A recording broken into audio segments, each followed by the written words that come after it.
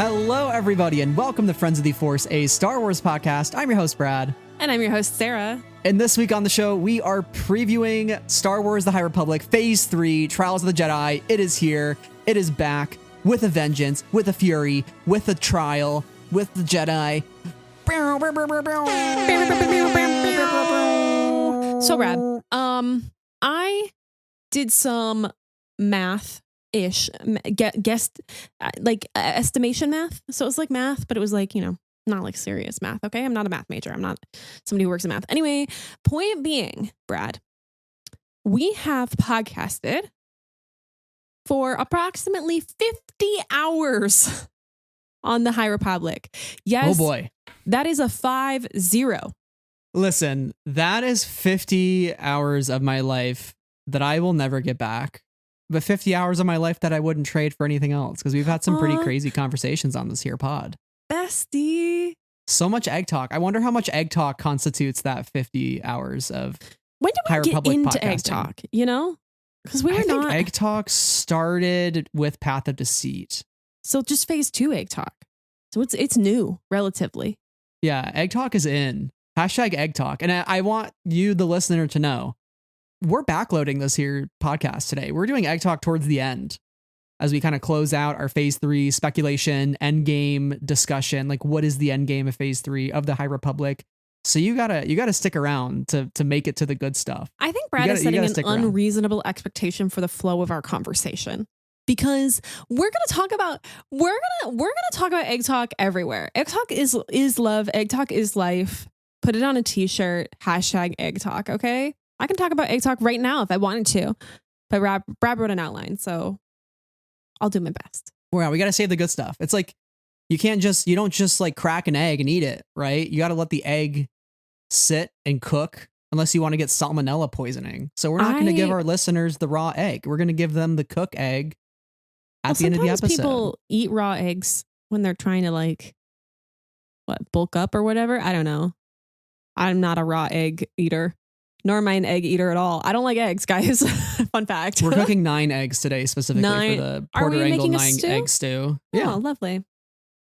I enjoy. I'm really excited though to be back for phase 3, because obviously we've done phase 1 coverage, we've done phase 2 coverage. If you're a new listener to the show, we have a book discussion episode for every single book that's come out of the High Republic. So it is there.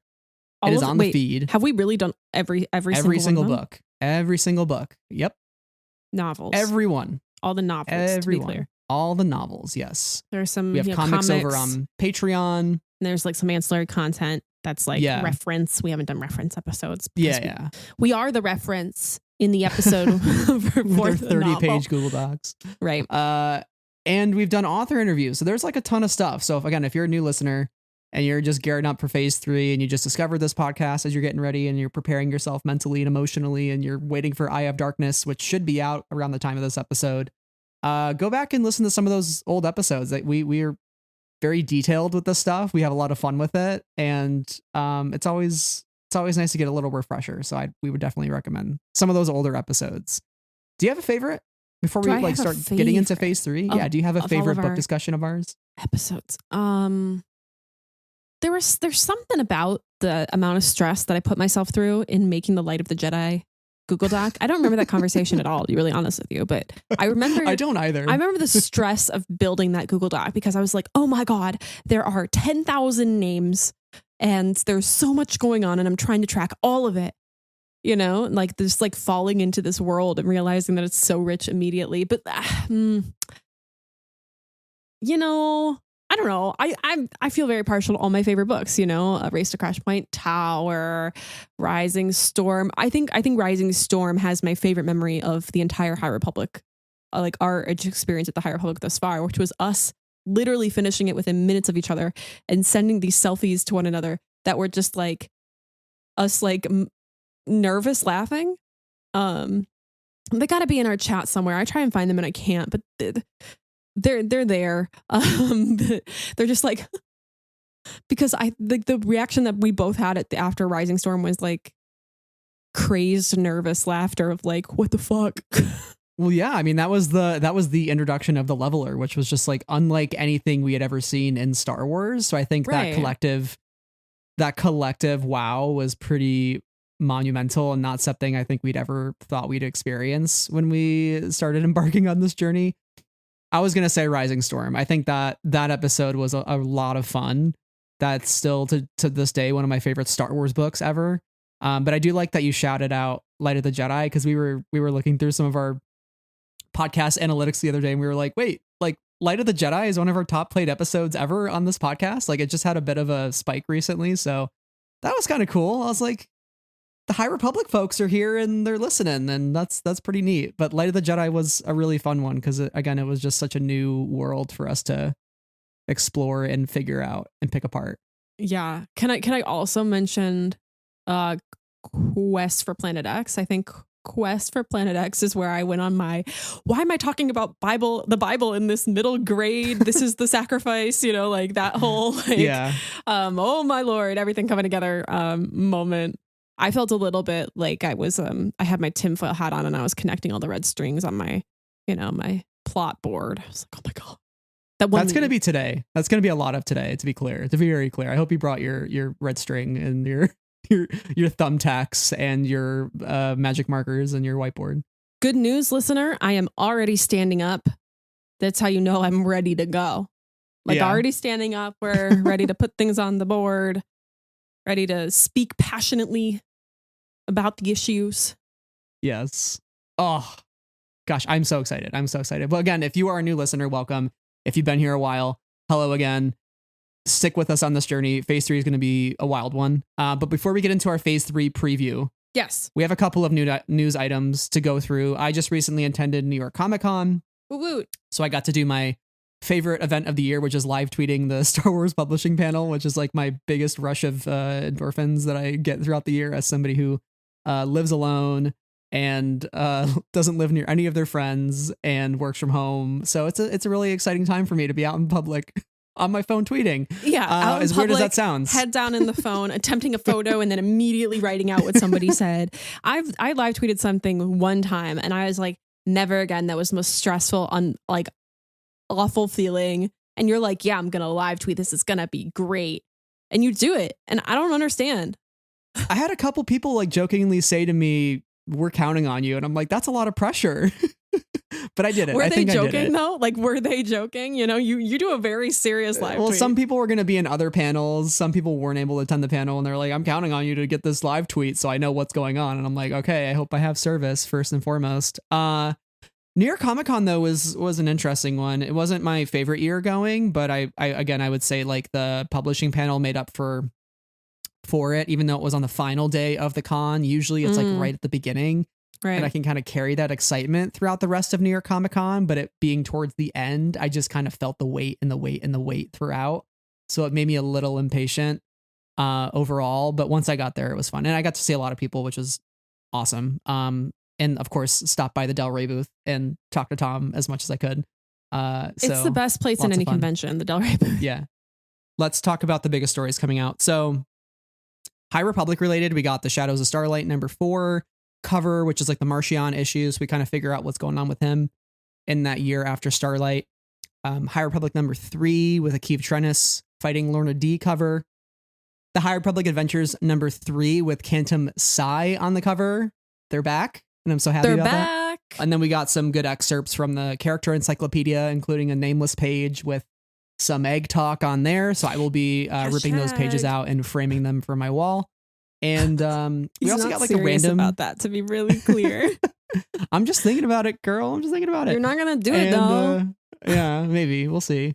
And we also got this like random National Geographic Kids slide that was in there at some point, and that makes me wonder what the heck's going on there, because Mike Siglane just was like, "Oh, how did that get here? Weird," and kept moving on. And the tinfoil hat part of me is like, are they going to do a Nameless episode of National Geographic? That'd be really cool.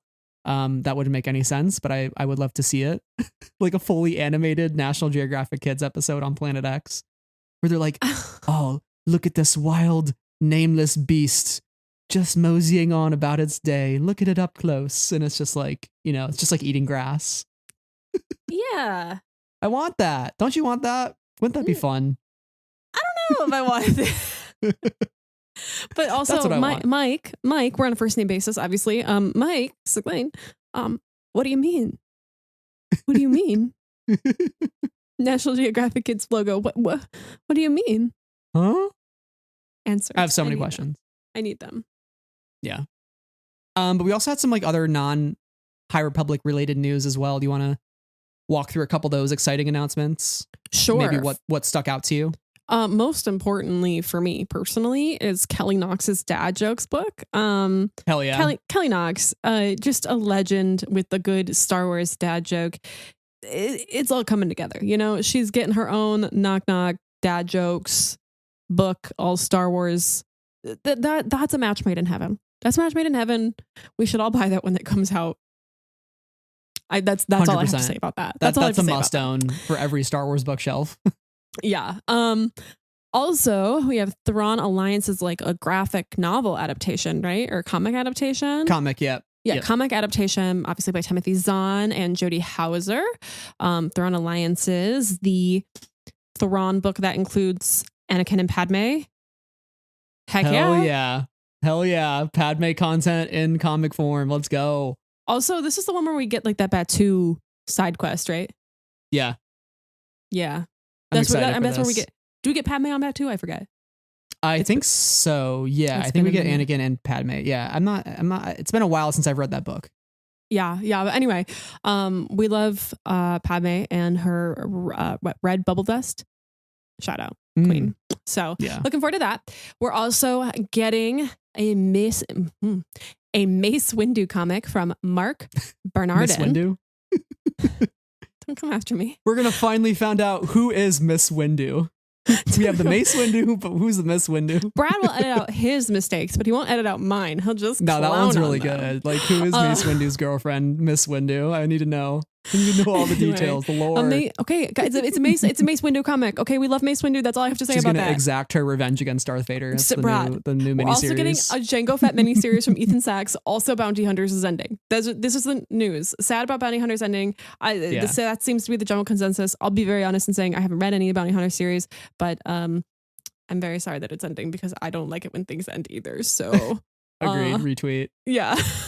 I got a little like far into it, like maybe like 10 issues, and I stopped, but I need to go back and start reading it. But I'm super excited about a Jango Fett miniseries as somebody who loved the Boba Fett Scholastic books growing up. Oh yeah. So good. I'm very excited for this comic series. Absolutely. And then finally we have Hyperspace Stories original graphic novels from George Mann and Cecil Castellucci. So Qui-Gon and Obi-Wan, respectively.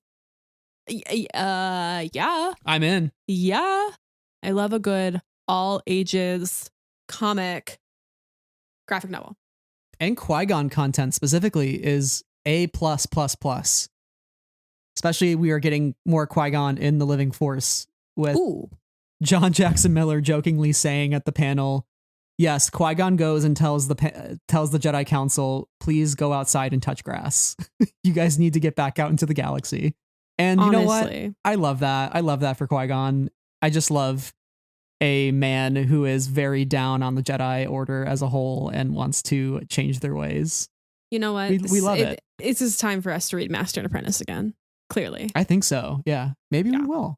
Maybe we should. Maybe we should. But Master and Apprentice had Pax and Rahara, right? Yeah, it's a good one. And Rail, the guy Avaros, with the southern, baby. With the southern drawl, yeah. What a guy! What a guy! What a book! Ugh, love it. Okay, but we're not here to talk about other books. We're here to talk about these books. That leads us though, to Phase 3. Trials of the Jedi. Sarah, are you ready to preview? This is our last preview episode. We've done 2 of these. Actually, no, Brad, you can't. Brad. It's kind of sad. You can't say that because they can't end the High Republic in 2025. We've got the Acolyte happening and there are High Republic characters in that, and it's in the High Republic. I'm sorry. I refuse to say that, oh, it's over. We're done. Wipe our hands of it. It's done. No, so I just sorry. I'm just gonna apologize to all of my editor friends and all of my author friends and people who work in the printing places where books are made. Sorry to all of you, but you have to keep making more books. Thanks. You know, and in all fairness, this last wave or this last phase, there we go again. We've been at this started, for what, folks. like 3 years? We still can't get it right. In all fairness, this last phase goes until spring 2025. So we could do another preview episode in 2025 if we want to. It's our podcast. We can do whatever we want. Here's the deal. Multiple members of BTS will be back by the time that this phase is ended, which I think is just going to be weird to like read in real time because it's going to be like, oh, I'm going to pick up oh, no, I'm not. Comes out in a couple months. Akko Taco. But then it's going to be like, oh, I got to pick it up. Oh, no, I can't. Oh, Hobie's back from the military. It'll be great. Or imagine reading Into the Light by Claudia Gray on your flight to Japan. For Celebration Japan in 2025. Yeah. It's a whole ways away, Sarah. We're far away. We're far away. But my point being, we've done a couple of these. Now it's just us two. I guess we lost all of our friends. No more friends on the Friends of the Force High Republic preview episode. Why didn't we think about that in advance? It's fine. We delay our episodes enough these days that we don't need to bring other people into those plans. Yeah. Much like our characters in the High Republic, all of our friends are missing. Presumed dead. So just kidding. They're all alive. They're all fine. All of our friends are fine. Okay, we need to get into it, or else we're gonna be unhinged before the hour mark. Right. Sarah, kick it off for us. Phase 3 of the High Republic. What you thinking? Introduce us. What you thinking? So we have to preface this, and by preface this, I mean Brad wrote this note that he's read The Eye of Darkness, and I haven't yet. I'm behind. Okay, we're not gonna worry about it because by the time this episode comes out, I'll have read it, and we'll be good. But Brad's read it. We're not going to be talking in spoilers about this book. That's not our vibe. That's not our thing. So just as a fair warning there. But I do have to say, and if I may, Brad, if I may say this myself, we are so back, baby. We're so back. So back. We're like so back. We are so back. We're so back. It's crazy. It's crazy to think about the fact that we have been away from this crop of characters for as long as we have. And it's crazy to think that now we're back and we're different people than we were then. Mm-hmm. And so are these characters. Yeah. So we've grown quite a bit with them over the last few years. Yeah, we're all older. We're all older and hotter now. Yeah. Well, yeah. I don't know about myself, but you know. Or me. Elzar Mann, he's got a beard now, so I can definitely say Elzar Mann's a little hotter. But that's also like he's growing the sad beard. It's like Bell cutting his hair. It's like the Will Lark effect. You know, some shit has gone down. Mm-hmm. You know? Yeah. Buryaaga's beefed up a bit. You know, some shit has gone down. He was gone for a month in a cave where he was losing oxygen.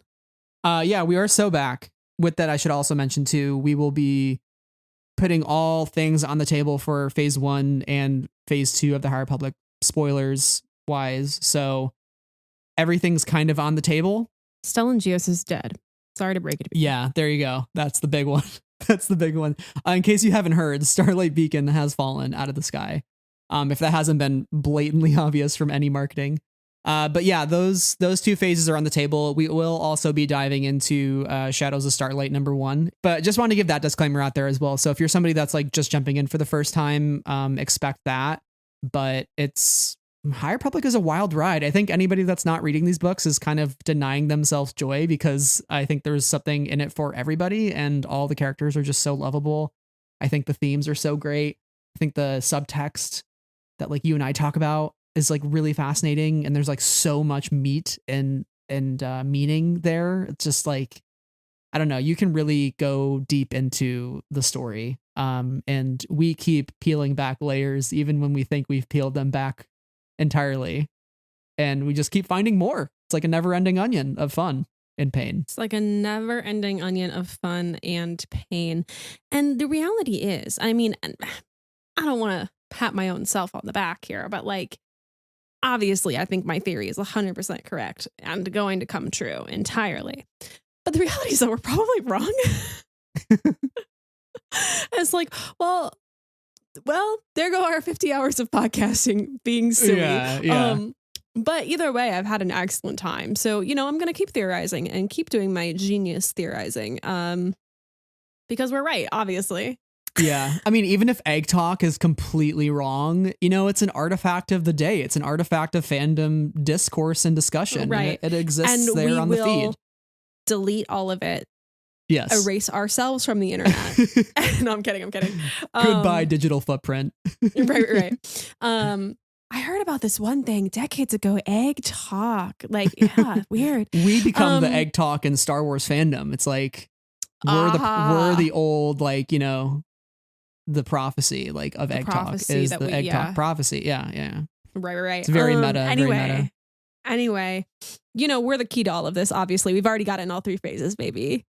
Sarah, can you tell the listeners, like, what our Friends of the Force motive is going to be for all of phase 3? Like, what is the thing that people are going to hear a bunch of? Right. For the next 2 years. 2 years. Enough. The Friends of the Force High Republic phase 3 key phrases. Say that one more time. Yeah, I'll do it. Friends of the Force High Republic phase 3 key free phrases. Fuck. Phase. See, we started this journey being like phase 1, wave 3. Oh, dang it. Phase 1, wave 2, 3. Now we got this tongue twister to end it all. We do it to ourselves because we love alliteration. Anyway. Friends of the Force is High Republic phase 3's 3 key phrases. Yeah. Friends of the Force, Friends of the Force High Republic phase 3's 3 key phrases. Yeah. Anyway, yes, there we go. Those phrases are, obviously, we are so back, baby. Missing, presumed dead, which when Brad added this one, I wanted to throw him off of the Starlight Beacon because it was mean, cruel, and unusual punishment to say such a thing about my loves of my life, my baby characters who are missing, presumed dead. And that blank is the key to all of this because we know that there are many keys to all of this. No wasted words in the High Republic. These authors are not messing around. Everything matters. Everything counts. And that's why Orbelin is the key to all of this. Whoa, okay. He is dead. Sorry to break your bubble. Don't say that to me. Is he? Wait, he's the dude with the globe head, right? That's right. He's the archivist. Yeah. He died. He is dead. But it doesn't matter. R.I.P. He's the key to all. Kevin Tarr, the key to all of this. Kevin Tarr, does he make a return in phase 3? He better. Kevin Tarr. Well, he is mentioned in Shadows of Starlight, so I would assume he's going to be popping up somewhere. That was a really thrilling moment for me, Kevin Tarr. Yeah. We'll talk also, more. Actually, no, let's talk about Kevin Tarr now. Kevin Tarr is the key to all of this because he was the one who figured out where the emergencies were happening during the Great Hyperspace Disaster. Right.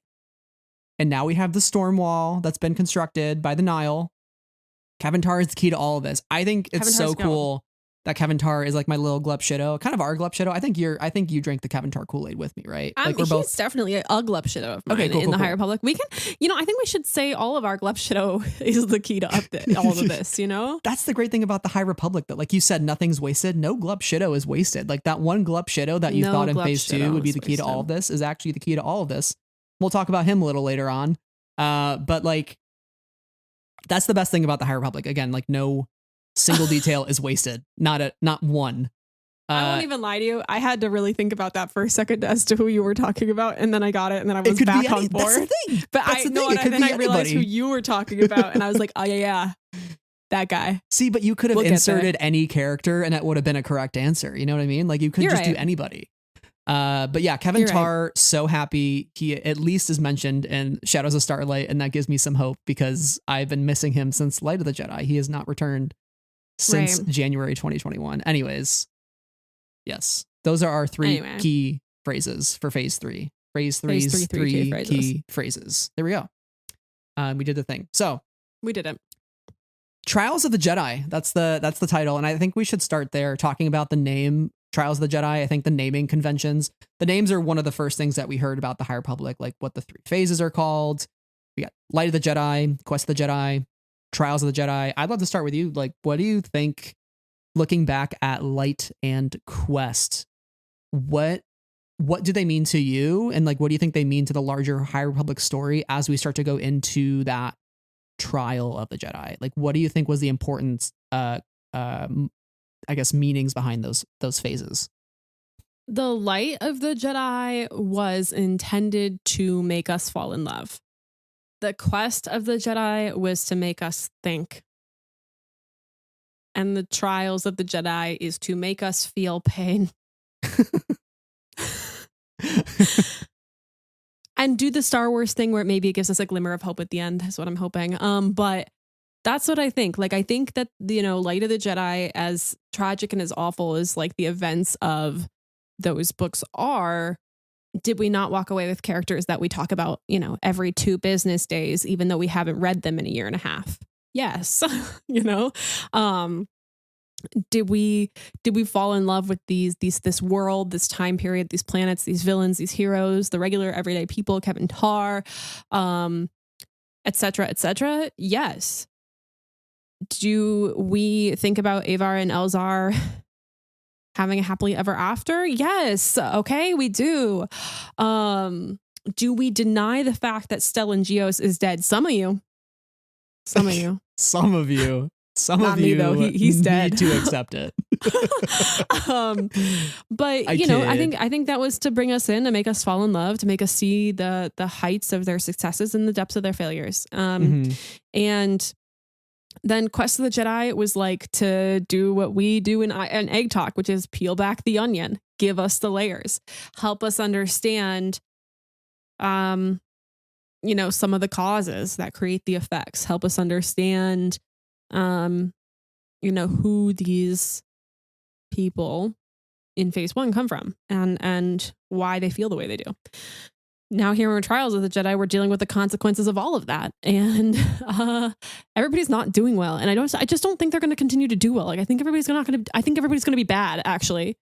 See, I push back on that a little because I think as much despair and failure and tragedy that will encompass phase 3, I think ultimately, like, we're still going to have that hope at the center. And I think Mike Siglain tweeted something like that pretty recently too, to somebody who was echoing a lot of your sentiment, which was like, pain.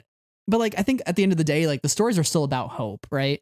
And that's how at least I see like phase 1 was sort of like establishing that light of the Jedi. Like, I mean, obviously Starlight was the beacon of light and the beacon of hope, but like you said, like making us fall in love with those characters, but also understanding all of the hope that is within each of them and the light that's within each of them.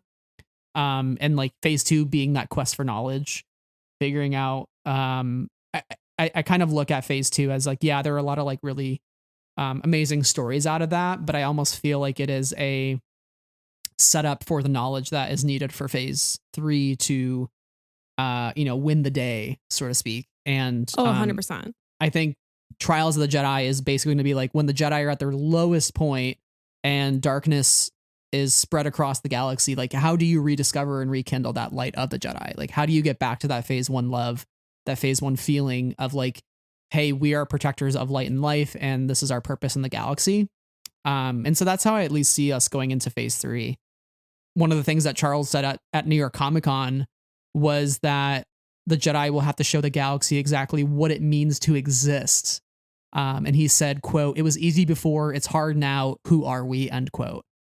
And I think that's so fascinating because like the Jedi are having an identity crisis after the fall of Starlight, because it literally was their compass, right? And it's like, what happens when you lose your compass? You have no direction and you don't know where to go or who to turn to.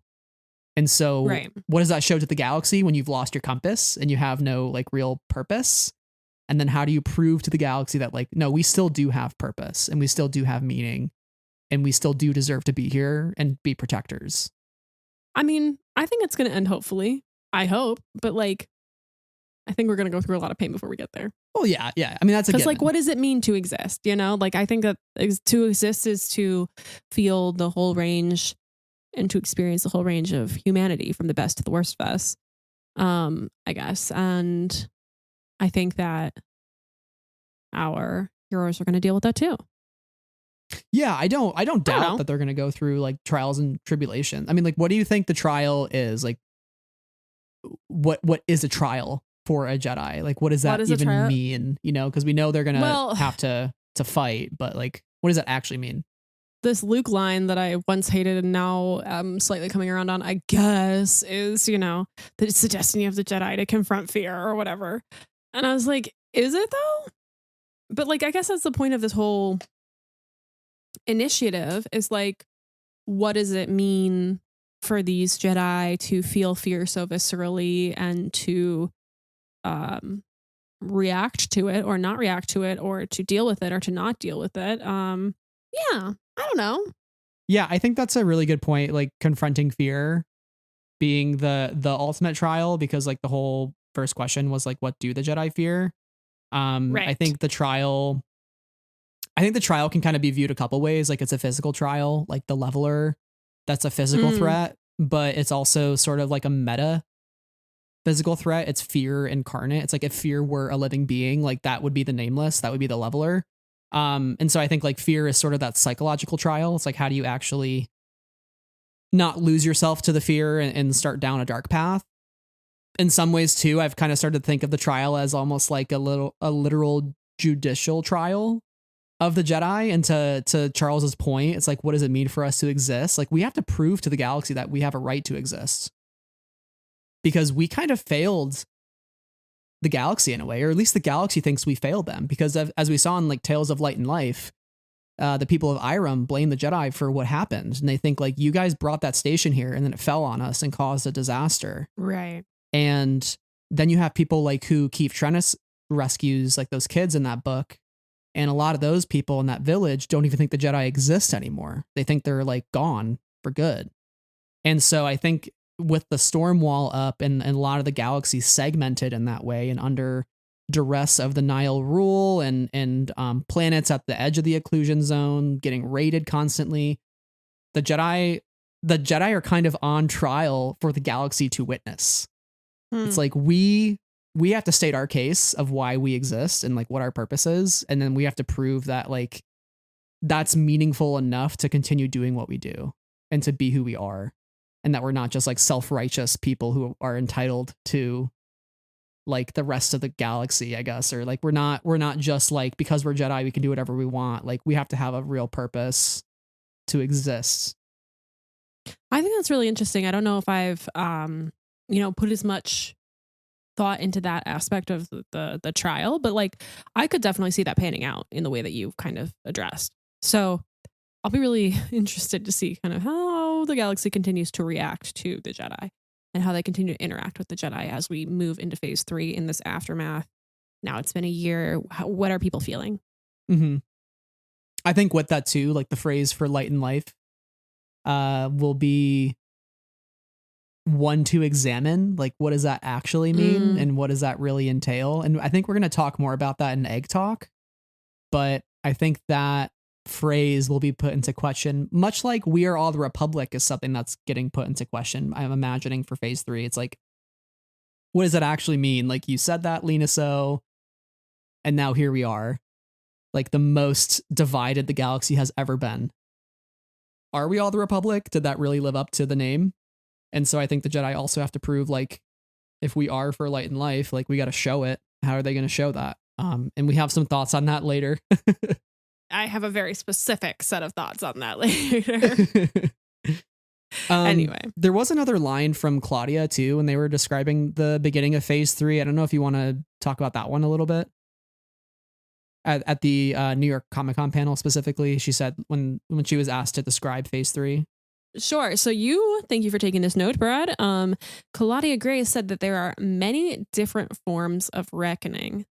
So let's have a moment of quiet to sit with that one for, 3 seconds. Ready? So how we feeling? Not great. Not great. Not great. Not great. Everybody's going to go through it, aren't they? Because that's what I'm feeling. And I've forgotten your question because in my moment of silence, I was thinking, I think that goes into what we just said about what the trial is, like mental, physical, emotional. Everybody's going to deal with it in their own personal way. And as we know, the Jedi, they aren't great about talking about their feelings and experiences. So like, I don't think they're going to get any better this go round. I think they're all going to be dealing with stuff really individually, and having to reckon with themselves, their place in the galaxy, their actions, amongst themselves and amongst other people who maybe disagree with them. I think of the word reckoning, and I think the day of reckoning and kind of the idea of your misdeeds being punished. Like, do you think the Republic and the Jedi deserve a reckoning? Like, do you think they, like, their actions in phase 1 and what's preceded phase 1, you think like that reckoning is warranted? Like, do they need that ego check? Both the Republic and the Jedi. They always need an ego check. They always need an ego check. Mm-hmm. That is the nature of government. Everybody needs an ego check. Because with government and with and I hesitate to say like religion in the worldly context, but like, you know, like the force within the context of Star Wars is, you know, they consider themselves like a religion, right? Like, but they also have a peacekeeping sort of governmental responsibility. Yeah, of course they need to be checked. Like, with great power comes great responsibility. So I don't know if I would say the word reckoning because it feels a little like strong. Feels a little strong. Yeah. But I certainly wouldn't say that they don't need an ego check. Yeah. Like, I don't think they necessarily deserved what happened to Starlight, but I think it's one of those instances of like, if you stretch a rubber band enough, it's eventually going to break. And I think probably to some extent, the Jedi and the Republic, with all of Lina So's great works, and right, you're going to kind of overstay your welcome and maybe rub against the wrong person. And that person ended up being Marchion-Ro, who was like a very powerful Evereni, who, again, the Evereni feeling so much resentment against the galaxy and the way the galaxy treated them.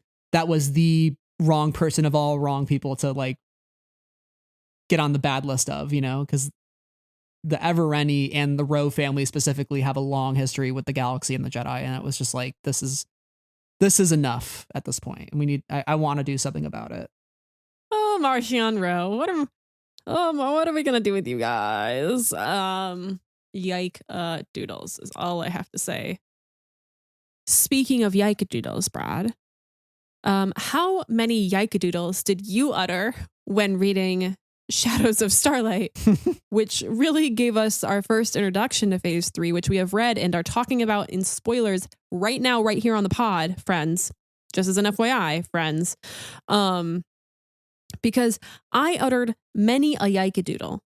And Brad, was this a comic that I bullied you to call me and screen record or like screen share? Yeah, that was a ridiculous situation, folks. Sarah does not have a cord to charge her iPad, even though she could easily find one in her house. Okay, yeah, it doesn't hold charge. Okay, we just need to get a new iPad. Help! Hashtag fund Sarah's new iPad. You could just read. You could just read with it plugged in the wall. Is my point. That's what I do.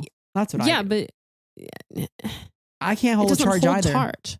I can't hold a charge. But you know what I did? I took my iPad out that can't hold a charge, and I screen shared with you on that iPad.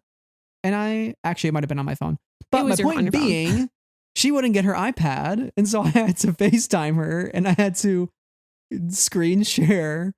You know, we read the comic together on Comixology on our shared account for Comixology, which we share. So is it illegal? I don't know. We I shared did anyway. Buy the comic. I didn't torrent the comic. We bought the comic. I bought the comic. You know? Yeah. Anyways. Okay, Brad. But you complain, and you have reason to complain because I absolutely to implicate myself here with anything. I absolutely did interrupt your day.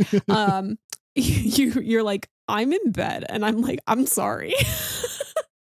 But did you not have the excellent experience of watching me react to it in real time? How many yike-a-doodles did I utter? At least 10. There was a lot. There was a lot of yike-a-doodles. Yeah. Because there are a lot of yike-a-doodles happening in this.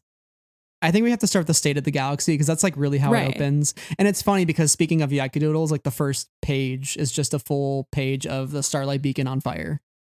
Yeah, which is all about that yike-a-doodle, you know? And it's like a year ago and it's just like, boom, on fire. It's kind of like, what, that one page in the opening pages of Trail of Shadows. Oh, look. Oh, yeah. The husk of Load and Greatstorm. Yeah. That's nice. The High Republic has had a few of those. Sad. Now that I think about it, it's just like, hey, pain on the first page pain. Yeah, they are sick and twisted. And yet we continue to read these books because they're really dang good. So the state of the galaxy is bad, is what we've established. And I don't know if you have any other details you want to hop into before we kind of jump, but there seems to be like a more blurring of the lines than we've had ever before between the Jedi and the Republic after this disaster, obviously working together to rebuild. But the Senate just kind of like in the business of the Jedi a bit more. And also the Jedi using the Senate Hall to talk to all the Jedi. Feels weird. Questions. I have them. Yeah, it's funny because I think like history repeats itself in Star Wars, and I don't know, it's like the most I've ever felt these Jedi resembling the prequel Jedi in a way, because like we're getting to that point where, you know, you have Praetor Vader on the podium and he's like, hey, the Jedi and the Republic aren't at war, but this response is appropriate.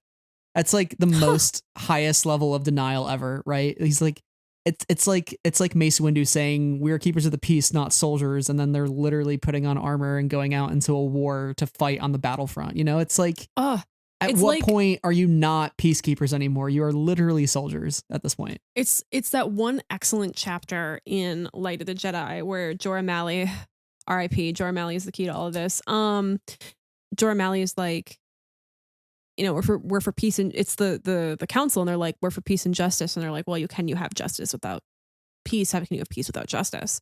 And yeah, it kind of goes into all of that. And it's just like you can see the wires tangling, and yet you aren't able to untangle them because it's just gonna get worse. They're in a perpetual motion loop at this point. The Jedi decide to execute the Guardian protocols, which we did have a listener that had asked us to talk about the Guardian protocols a little bit. Okay. Brad, do you have the graphic of those Guardian protocols translated from the Arabesh?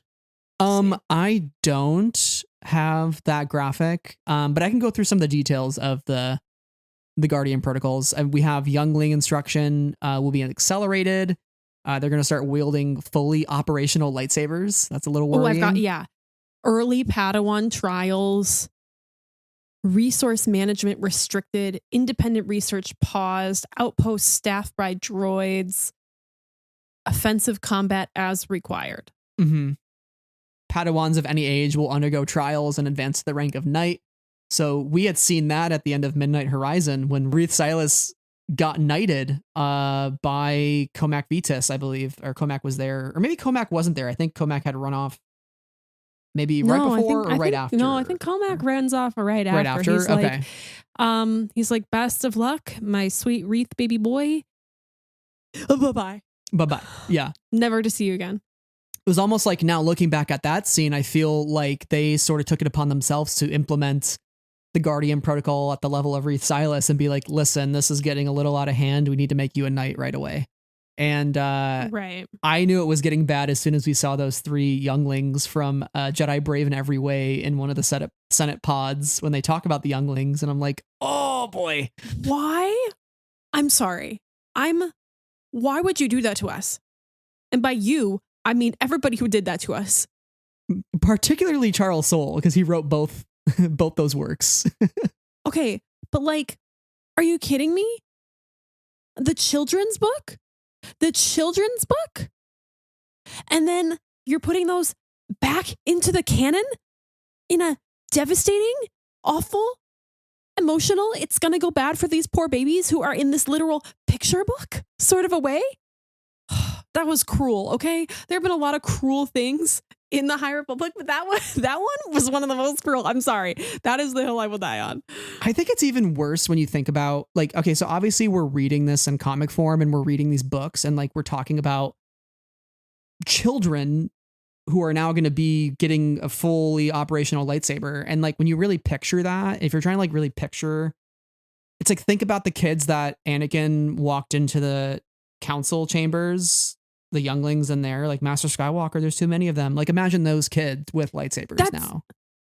Well, those kids have lightsabers, and they were most recently in a very precious, very lovely children's book, picture book for 3-year-olds. Okay, Yeah. like this is cruel and unusual punishment to these fictional children. Yeah.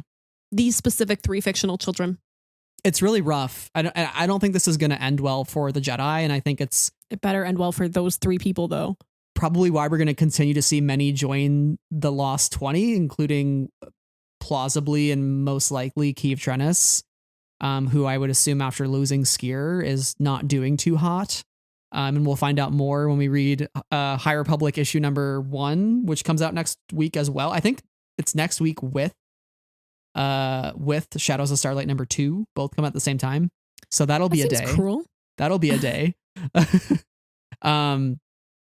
But yeah, and also them saying like we will not seek out violence, but there may be opportunities for targeted strikes, right? So it's kind of like pretending to take a pacifist approach, but realistically, it's more saying you're going to be a pacifist for the image of being a pacifist when you know you're not going to be, and you're going to be very, very precisely and strategically targeting the Nile in many ways, and possibly killing some of them. Even though the Jedi say they don't want to, I don't know what choice they'll really have. And also, like, is that going to impact civilian lives? You know, those types of things are going to start happening when you have just these targeted strikes that maybe don't take into account all the casualties that could happen. Oh, boy. I don't think that's really a good thing for the Jedi if they're trying to prove their right to exist in the galaxy, right? Like, if the galaxy's trying to feel confident in their purpose, like, I don't imagine that's going to bode well for them. No. It won't. Probably not. I don't know. I'm sorry. I don't have any more thoughts to be like, no, probably not. But the reason why is because I keep staring at this missing, presumed dead graphic or like image that you have put so nicely in the Google Doc. Thank you, Brad. It hurts. It makes me feel sad and bad. Because Opa Rancisis, King, said we mourn our losses and celebrate the return of the lost Jedi to the Force. Which, do we? Are they actually returning to the Force? Are we giving up on them?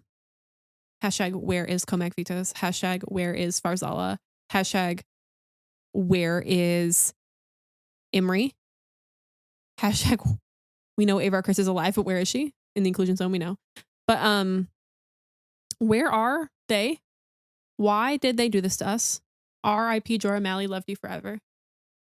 I don't know. It's like we're in a bad spot. Also, the supply of battle sabers will be increased. Sabers will be lost. No time for elegance. So now we're like moving towards the sabers that we get in the prequels because they're like, we got to fight now. Mm-hmm. No time for Stellan Geos limited 5,000 edition. Will drop on the internet and cost $1 billion and people will buy it anyway. No, it's like you're basically getting a stick. Have fun. Go out there. Yep, a death stick, but not the ones you smoke.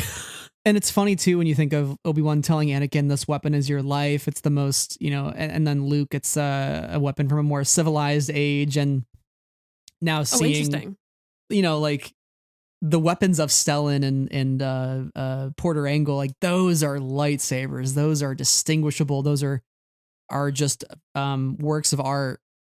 And it's like, the lightsaber that Anakin loses on Geonosis is like a piece of crap, and it's like the factory thing comes down on it and it breaks it, and he's just like, oh, Obi-Wan's gonna kill me, I'll just get another one. It's like this is the kind of environment that we're moving into. It's just mass production, low quality.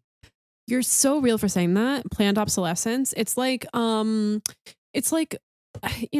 had at one point in time, Brad, we had the Razor, the flip phone. Nokias, okay, would stand the test of time. Now you drop your phone one time at the slightly wrong angle despite your case and your screen protector, and that thing is shattered to bits. That's what I'm talking about. We used to be a proper country. And your Nokia phone, that thing is standing the test of time. Now we have the iPhone 18 and a half. They make one every year. And so your iPhone 12 and a half doesn't work anymore because we're on 18 and a half, and your 18 and a half is going to break in a year anyway. It can bend in your pocket if you sit at the wrong angle.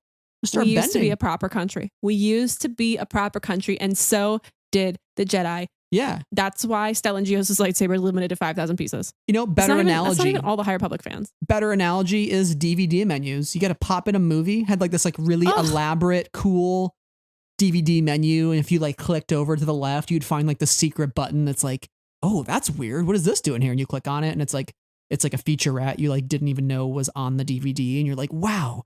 And now you pop in a DVD and it's like literally just like play movie options. You're like, what the hell? It's just mass consumption, mass content for the people. And nobody cares about the special features anymore. Hello. If you can even get a DVD, because everything is streaming subscription service. And if they take it off the service, you're never going to be able to own it because it doesn't exist anywhere else.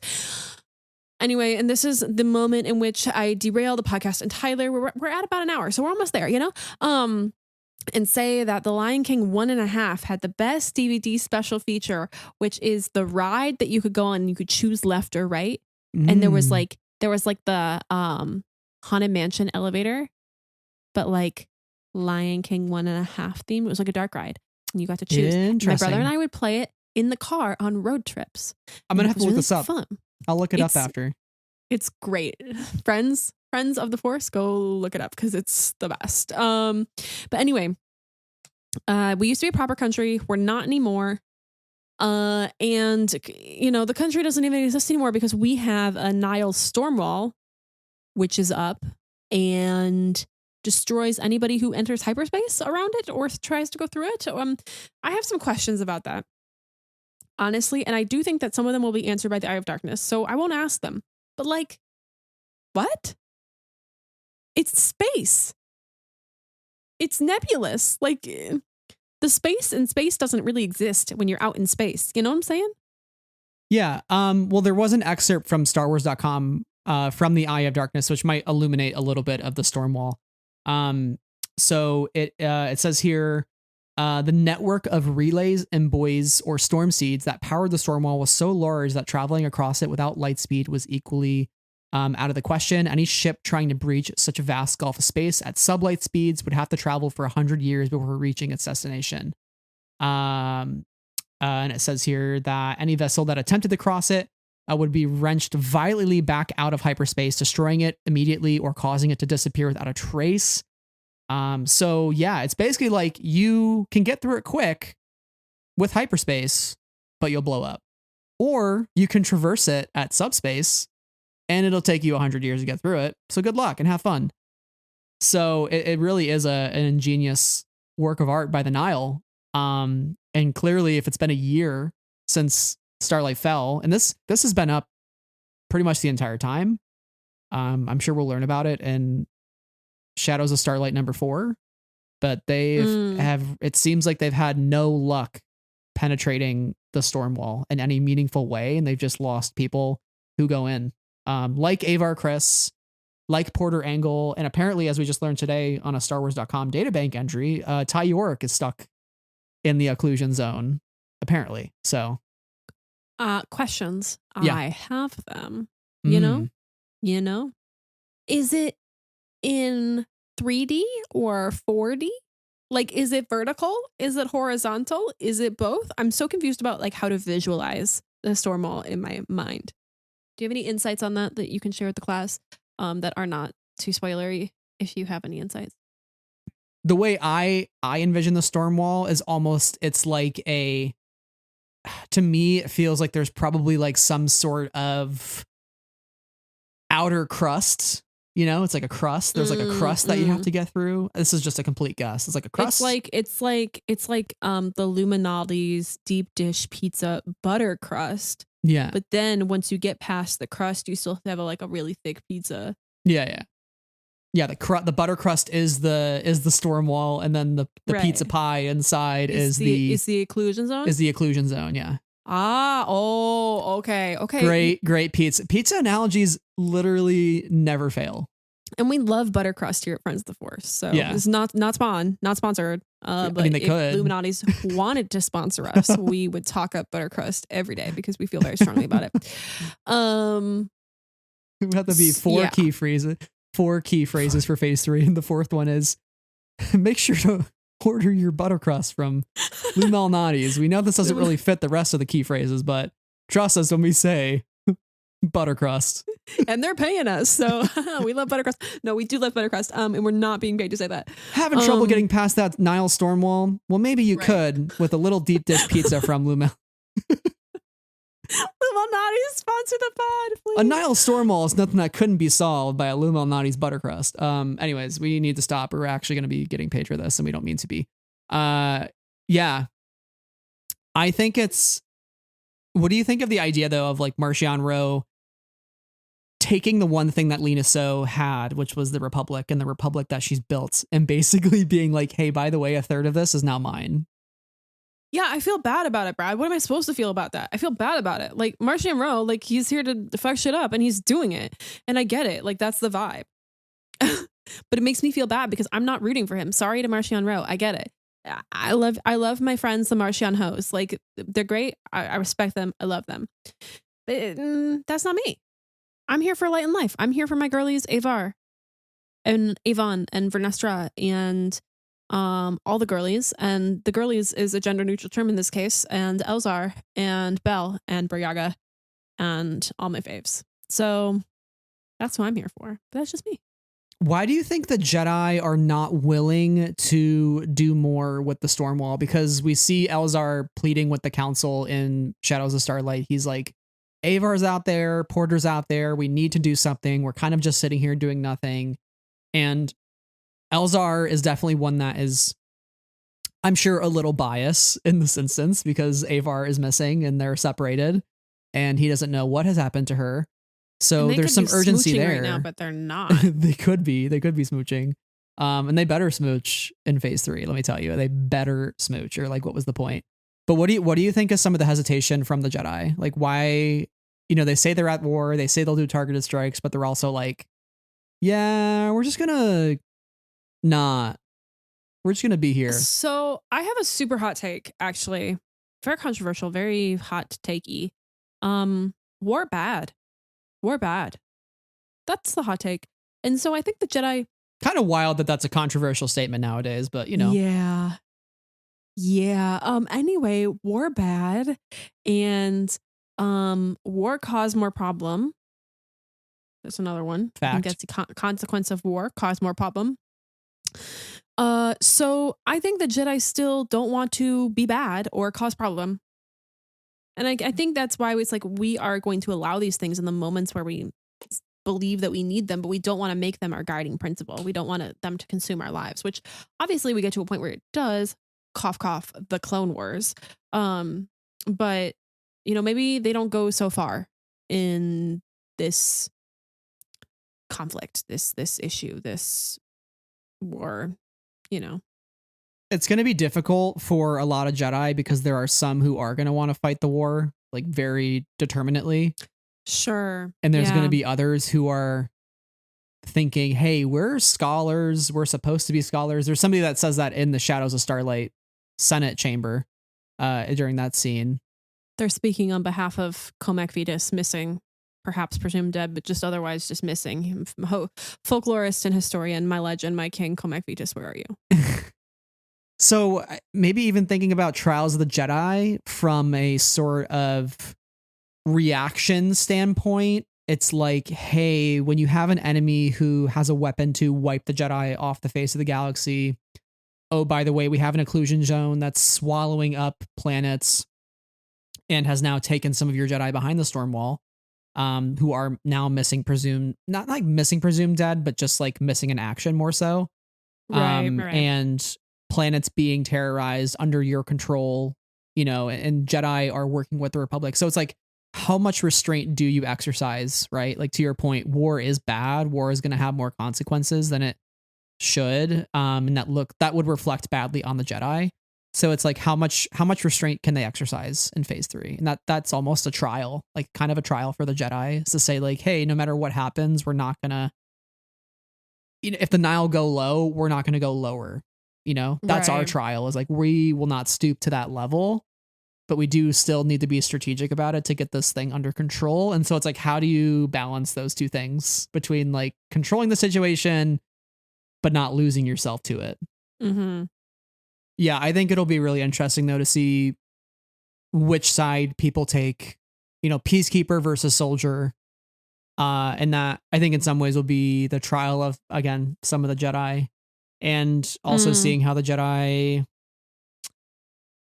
interact with one another if they're on opposing sides. If a character like Elzar feels different than a character like Avar, that's going to create a little bit of a schism. Or if Bell feels differently than Burry, that's going to create a little bit of a schism. And so, like, when will those instances happen? And will the divide grow further, or can those characters sort of mend their opposing views to kind of come to a consensus? And so that'll be like really interesting to watch those dynamics play out over phase 3. Right. And here's the deal. Here's the deal, Brad. I don't think that even if they come to a consensus on what they're going to do, that it's going to go well, because I have some news for you, Brad. You've probably never heard this one before. Are you ready for it? Sure. Only through the sacrifice boy. of many Jedi will the Order cleanse the sin done to the Nameless. The danger of the past is not past, but sleeps in an egg. When the egg cracks, it will threaten the galaxy entire. When the Force itself sickens, the past and the future must split and combine. Now, there's more to this prophecy. The chosen one born of no mother, yada yada. We know that part, okay? Selective prophesizing here. Isn't that what it's all about?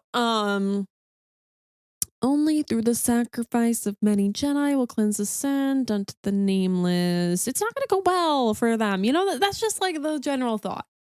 Are we entering that part of the show now, Sarah? Is that am I picking up what you're putting down very, very clearly? Actually, no, we're not. Oh. We're just going to not do that part of the show. Oh, okay. No egg talk today.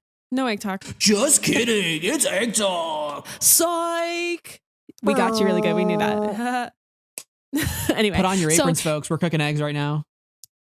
That's right. There can't be too many cooks in this kitchen, because this kitchen has so many eggs that need to be cracked in order for the sin to happen, to be cleansed, yada, yada, Skywalker saga, new movies in the future, Rey. Right? That's the whole vibe. Wouldn't that be so cringe if you were cooking in the kitchen, like just making scrambled eggs one morning, and you're like, what's this purple egg in my carton? And then it just burst open and it was a leveler, and it's like, and then you're dead? Eats your face and you're dead. That's one way to Worst go. breakfast ever. Sorry about my slurping noises. The leveler slurp. I forget what audiobook that was from that you had mentioned. I feel like it was Battle of Jedi. It was like leveler slurp. I don't know. It was at some point. Probably. Unfortunate leveler slurping. Yeah. I keep coming back to the slurp. Anyways, yeah, this is Egg Talk. Welcome to Egg Talk. For those of you first time listeners, this is the moment you've been waiting for in the episode. Egg Talk, Egg Talk, Egg Talk.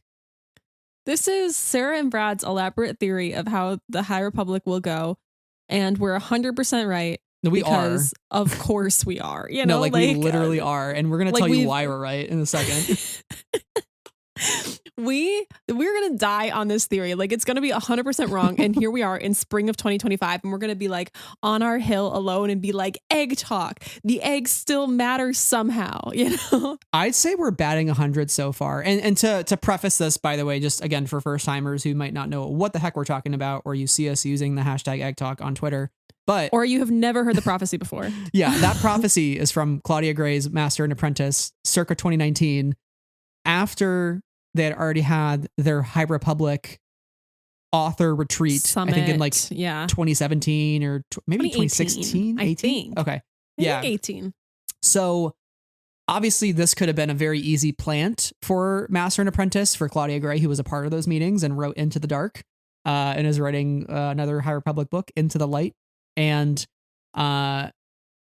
we believe at the time this prophecy was obviously the Nameless are the clones, send to the Nameless, cleanse of the Jedi, Order 66, yada, yada, yada. Yeah, chosen one part of that theory, chosen one. Yeah, etc. And the Nameless being, the leveler species appearing in the High Republic got us kind of reinterpreting this theory and what it means, and if it maybe actually applies to the High Republic itself. And because it's very clearly talking about an egg cracking and threatening the galaxy and the Force sickening, and the Nameless and the Sin and the Cleanse of Jedi. And it's like all very, very specific to the High Republic still. And we believe that this is kind of the blueprint of what the High Republic will be by the end. And we read phase 2 where the mother has her purple egg and then the leveler who is in that egg grows very quickly and then also kind of like eats her alive. R.I.P. mother. Just kidding. I don't care about her. She was bad news.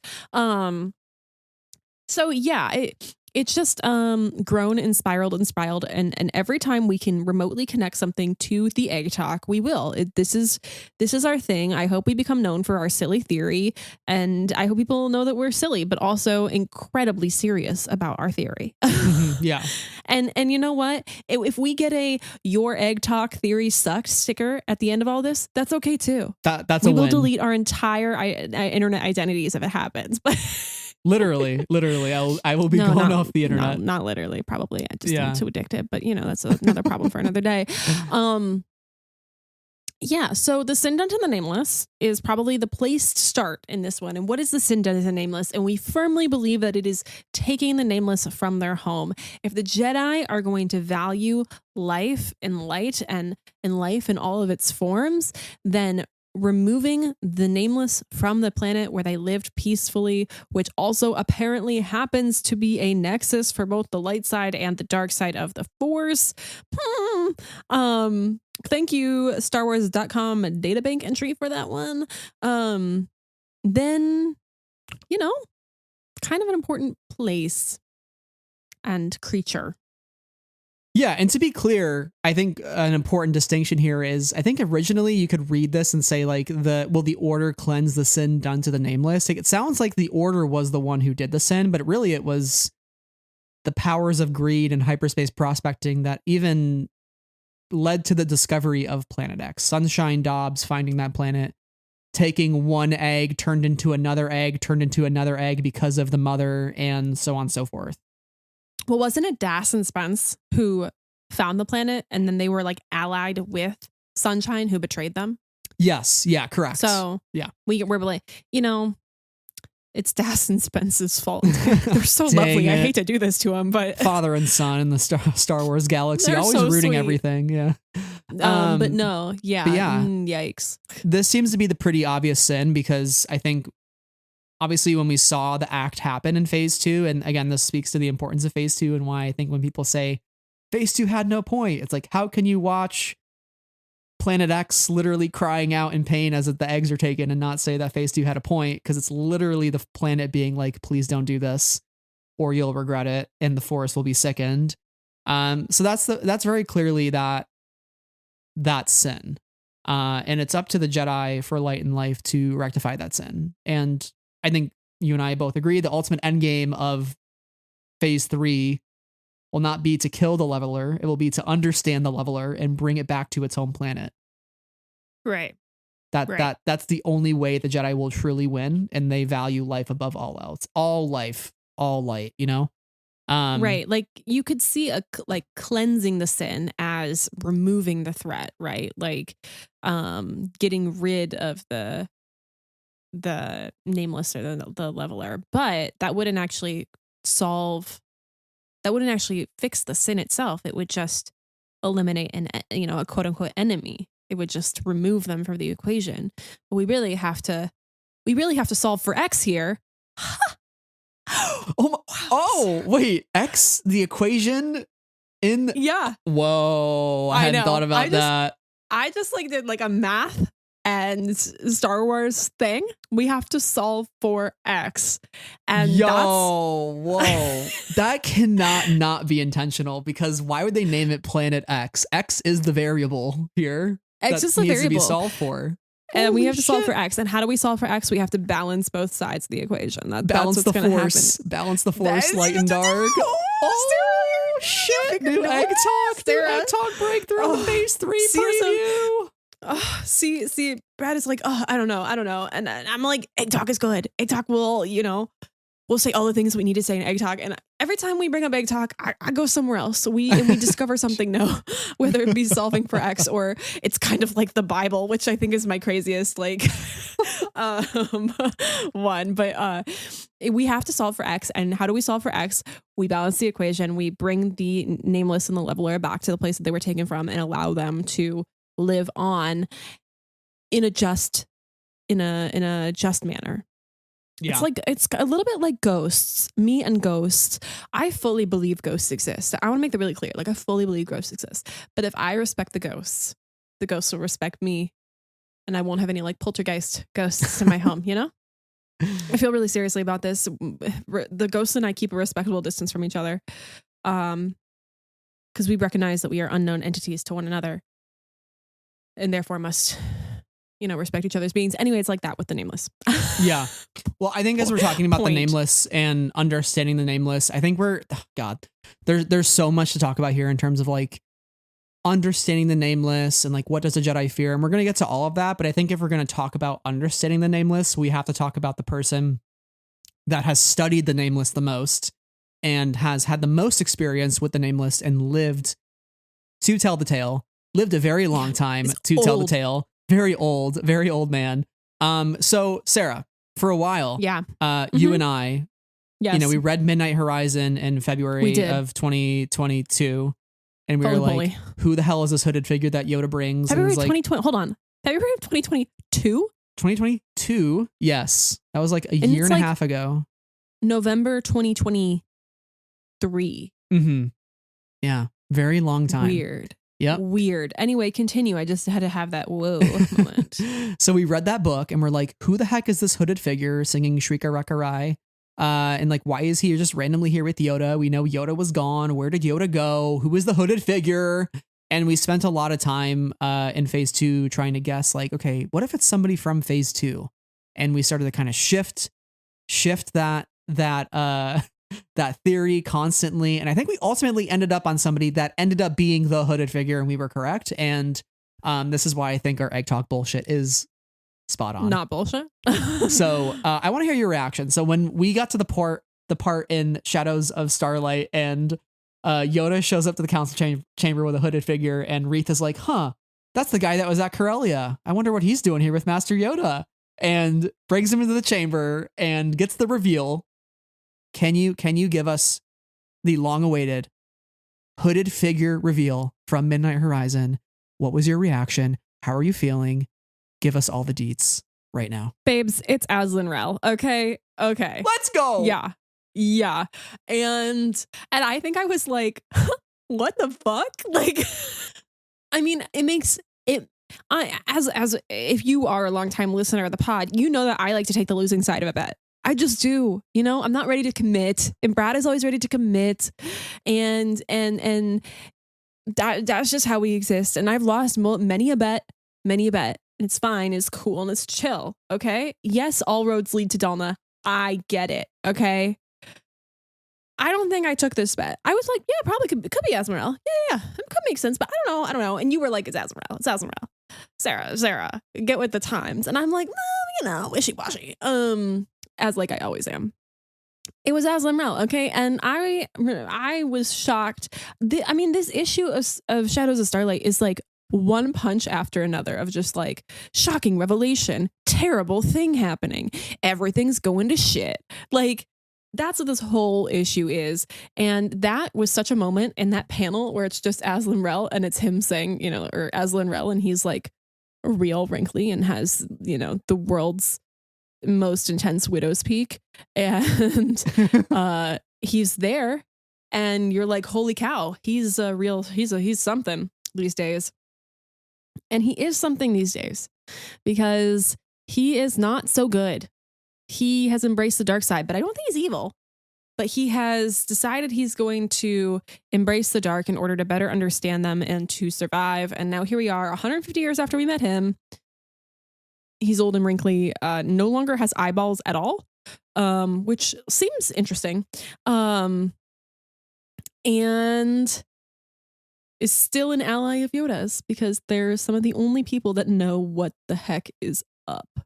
Yeah. I was so shocked. Like, let me tell you, when I you should have seen me in my bed at like 12:15 in the morning, Right. reading this comic and being like, oh my God, hooded figure.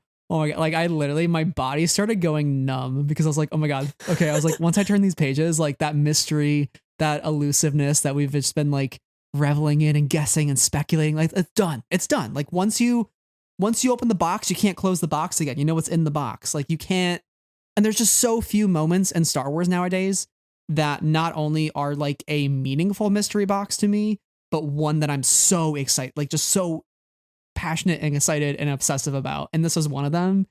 And so Right. it was like my Super Bowl. It was like my Super Bowl figuring out what the final score of the game was going to be like. You know, I was like, I'm a Right. betting man. Am I going to win the bet? Sarah's going to lose the bet again. She's 0 for 2. You know what? It's fine. I'm But worried about it. when I turned that page, when he goes like, I go by, or like my name is, and you know, Comixology, you can go panel by panel, which Right. this reveal would not have worked if I had like flipped a page and this was like in the middle of it, and I'm like, oh, Aslan Rel. Okay, I don't get the build up of like my name is, you know. Right. And so flipping that, and he's like hooded off, Aslan Rel. I was like, you gotta be fucking kidding me. This is unreal. This is so good, and I think it's so interesting. I was not expecting him to be somebody that turned to the dark side and embraced it to artificially extend his life, but it made so much sense. Like once you and I were putting a lot of the breadcrumbs together between his writing on the wall in Trail of Shadows that Emmerich Kafter discovers, and the paper that the Dr. Udersong has in Trail of Shadows as well, which we realized was from Aslan Rel's journal. Oh my gosh. Yes, we had that realization and I was like, oh. Yeah. And so like all the pieces were there, and I think you just have to like very carefully connect them. And Aslan was like somewhat of a Glepshido because he's not like a central protagonist, but he does no, appear. not at all. He does appear in Path of Vengeance. He does appear in Quest of the Jedi comic by Claudia, and he investigates the Echo Stone. I think in the Echo, or at the end of that, he says the Echo Stone is the key to all of this. I'm pretty sure. I'll double check that while you're talking next. But and then he also appears in Edge of Balance Precedent by DJO. So there's obviously a lot of connections there. And so yeah, I still and haven't read that. So fascinating how you're missing a Gotta lot read of that. quality Aslan Okay. content. I'm That's really a good sorry. that's a See, good one. That's where I'm missing it. I'm like, that's why. Yeah. We'll fix that. And the fact that he's like considered an apostate, it was really interesting to hear apostate in a new context in Star Wars. And to hear a Jedi using It's it. interesting because it's a word we've never gotten before. Yeah. Really, up until past couple of years. Yeah. And to hear a Jedi calling another former Jedi an apostate as well. I wonder if Aslan Rel is one of the Lost 20. Is he considered a Lost 20? Does he have a bust? Does he have a bust? Does he have a bust in the Does the Comac library? Vitus have a bust? Where is Comac Vitus? That's the mystery box I'm waiting on. There's no box for me to open, but I'm anticipating a box being placed in front of me. Comac Vitus just ran off. I'm not gonna get over that one. If we kind of are centering around the end of Midnight Horizon, because like, why would you do that to me? That's my guy. He's a folklorist and historian. Like, he's just my sweetest baby boy. But anyway, Aslan Rel, he's such a interesting and controversial figure because why would the Jedi want to work with somebody who has access or is considered themselves to be dark? When, you know, they profess to be for light and they interpret balance as lightness. But what I think makes somebody like Aslan so compelling now is that he has knowledge and he has experience that none of the rest of them have. So they need him. But he's also not somebody, as we find out in this issue, can necessarily be trusted because he ends up fucking shit up. Surprise, surprise. Mm-hmm. He has his own agendas.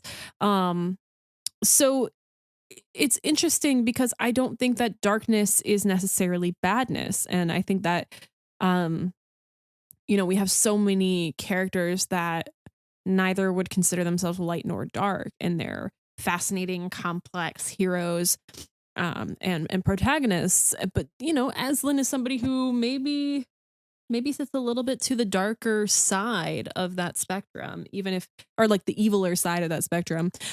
Brad and I talked about this, and can I bring this theory up? Sure. That we had discussed just prior to recording on the pod, is that, you know, when we talk about the end game for these characters, which we believe is returning them to Planet X, there's somebody who doesn't want to cleanse Ascendum to the Nameless, but eradicate the Nameless themselves. And who's that? It's Aslan Rel. He's the one that blows up that, you know, that city or that planet that him and Yoda are going to. And Yoda goes, "Oh, it was you who caused this crash. You've killed people." And he's like, "Well, we do not need that path. We need to get rid of them."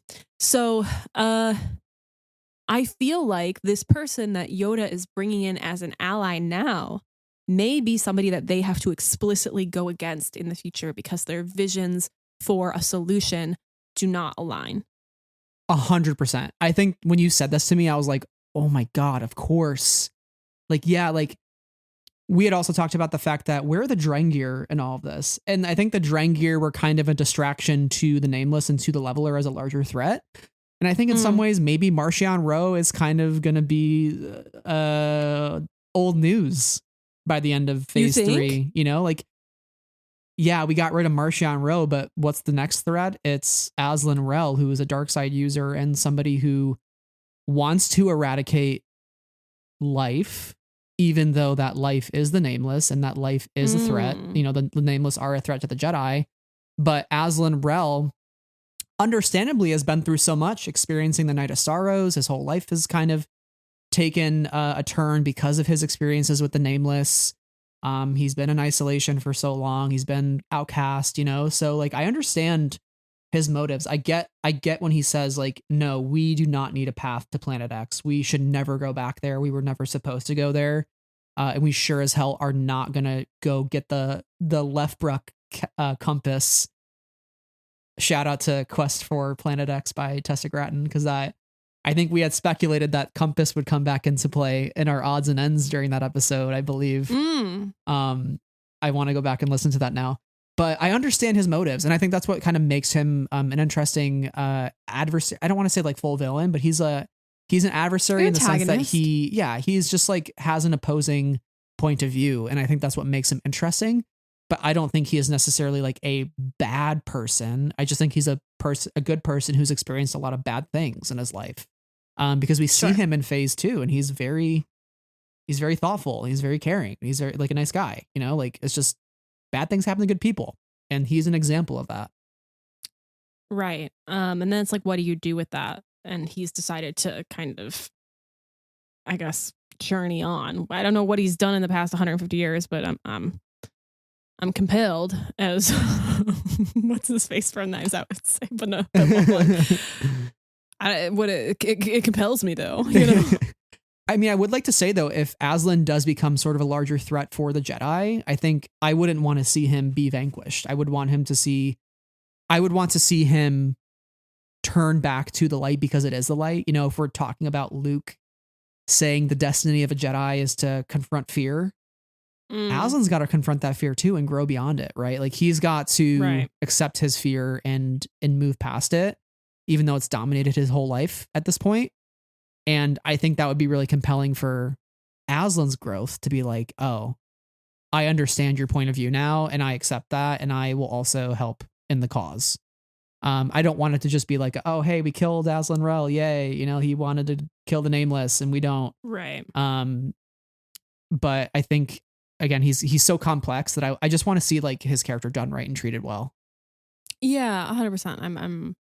I'm very much right there with you, and I think it'll be really compelling to see how it all pans out for these characters. Yeah. We're talking about fear and like confronting fear, and I think this is sort of kind of where we're gonna wrap up Egg Talk in the sense of like what is the end game of the High Republic. And I think it's been so difficult for us now to separate Egg Talk from High Republic's overall purpose, because Egg Talk is our High Republic. Yeah. I think the High Republic is about it. I don't think it is about fear. The founding question was, what do the Jedi fear?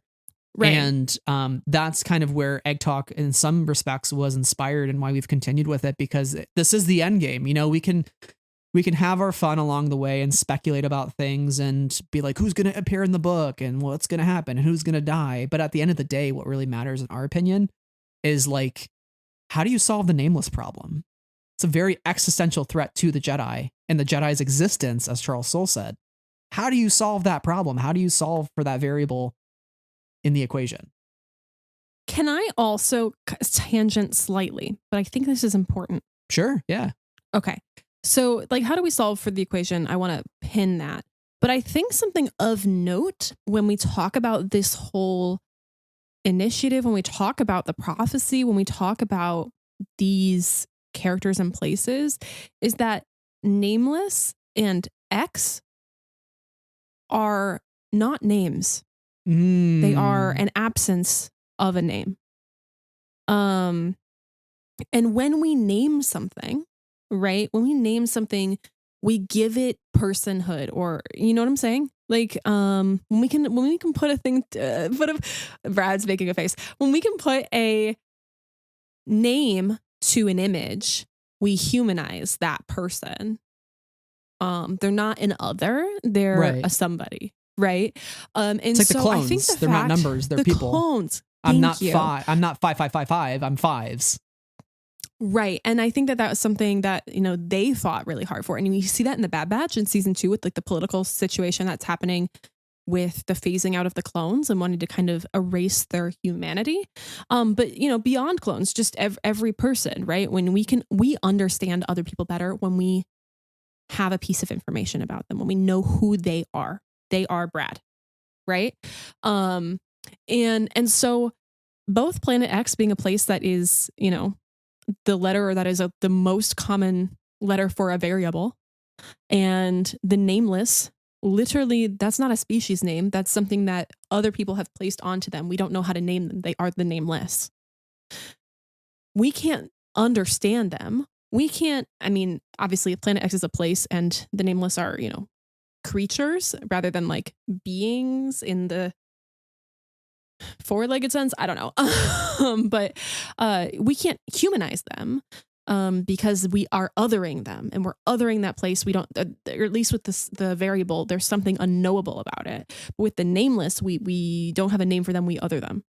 Mm-hmm. So I think that these pieces are not something to pass over in the conversation about this, because how are we going to understand them? How are we going to make it right if we choose not to cross that line to better understand what their purpose is, who they are, what their MO is?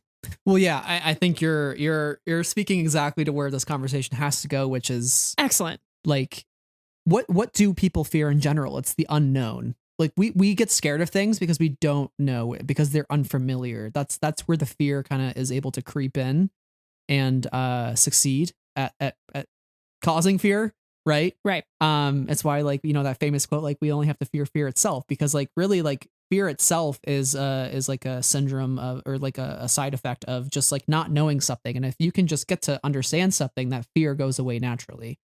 Also, your comments about Planet X not really being a named planet, I do wonder if the Jedi, if they return the levelers and the Nameless to Planet X, if they'll give Planet X a name, and designate it as a sanctuary planet or something that people cannot go to, or, you know, maybe if it's far enough out there. We're not putting in the archives. It doesn't exist. Yeah, but we'll still name it. We're gonna name it Starlight, and we're gonna erase it from the archives. Anyways. Spicy. That's not like a real theory I'm gonna like put money on, but I'm like, that'd be kind of cool. He will speak it aloud, but he will not put money on it.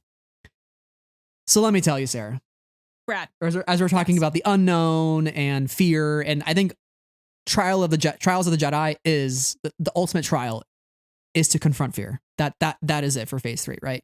Can I introduce you to Jedi Brave in Every Way, the children's book by Charles Soule and Rosemary Soule? Right. The one that I was complaining about earlier because they put the children from this lovely picture book into the actual capital C canon of the terrible things that are going on. Yes, let's talk about the better part of that, which is the book itself. What if I told you that this children's book is the key to all of this? Because it is. I believe you.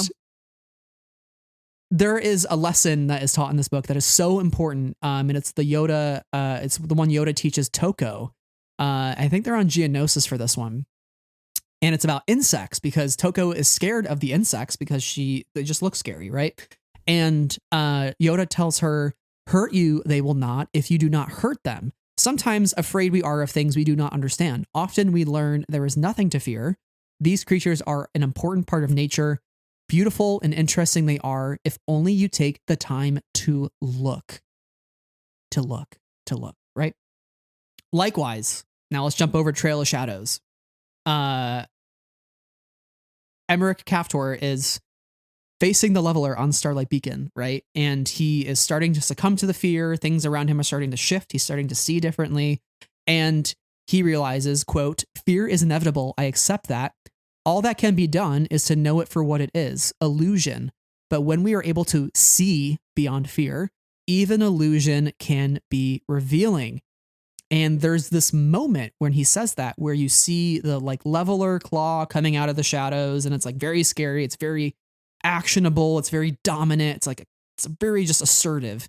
And then like there's the next, the sound effect is shk, shk, shk, shk, shk. Yeah, it's like scratching, nails on metal, stomping. Yoda style when he's like on the Senate chamber.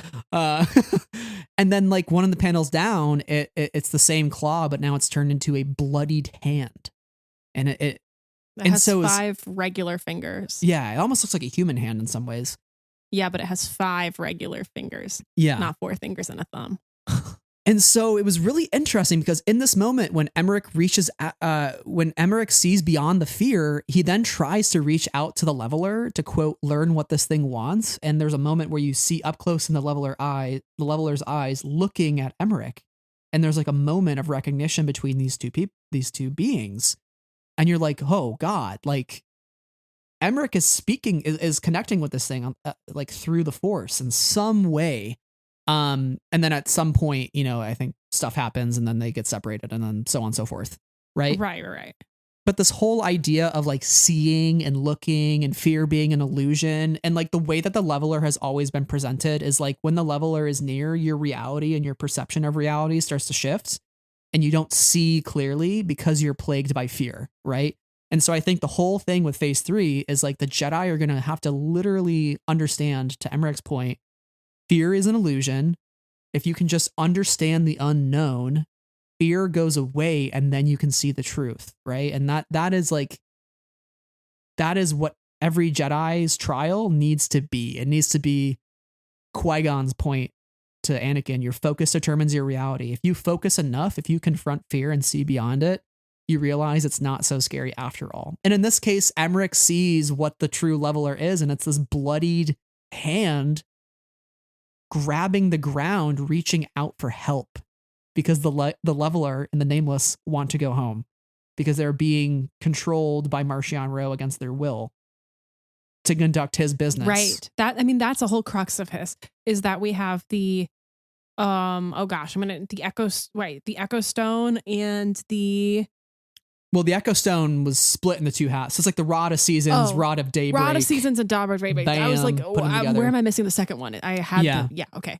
So we're on the same page here. Yeah. And they're being forcibly controlled by Marchion, which is something they never asked for, on top of never asking to leave their home. So, they have no free will, no ability to just exist in the world.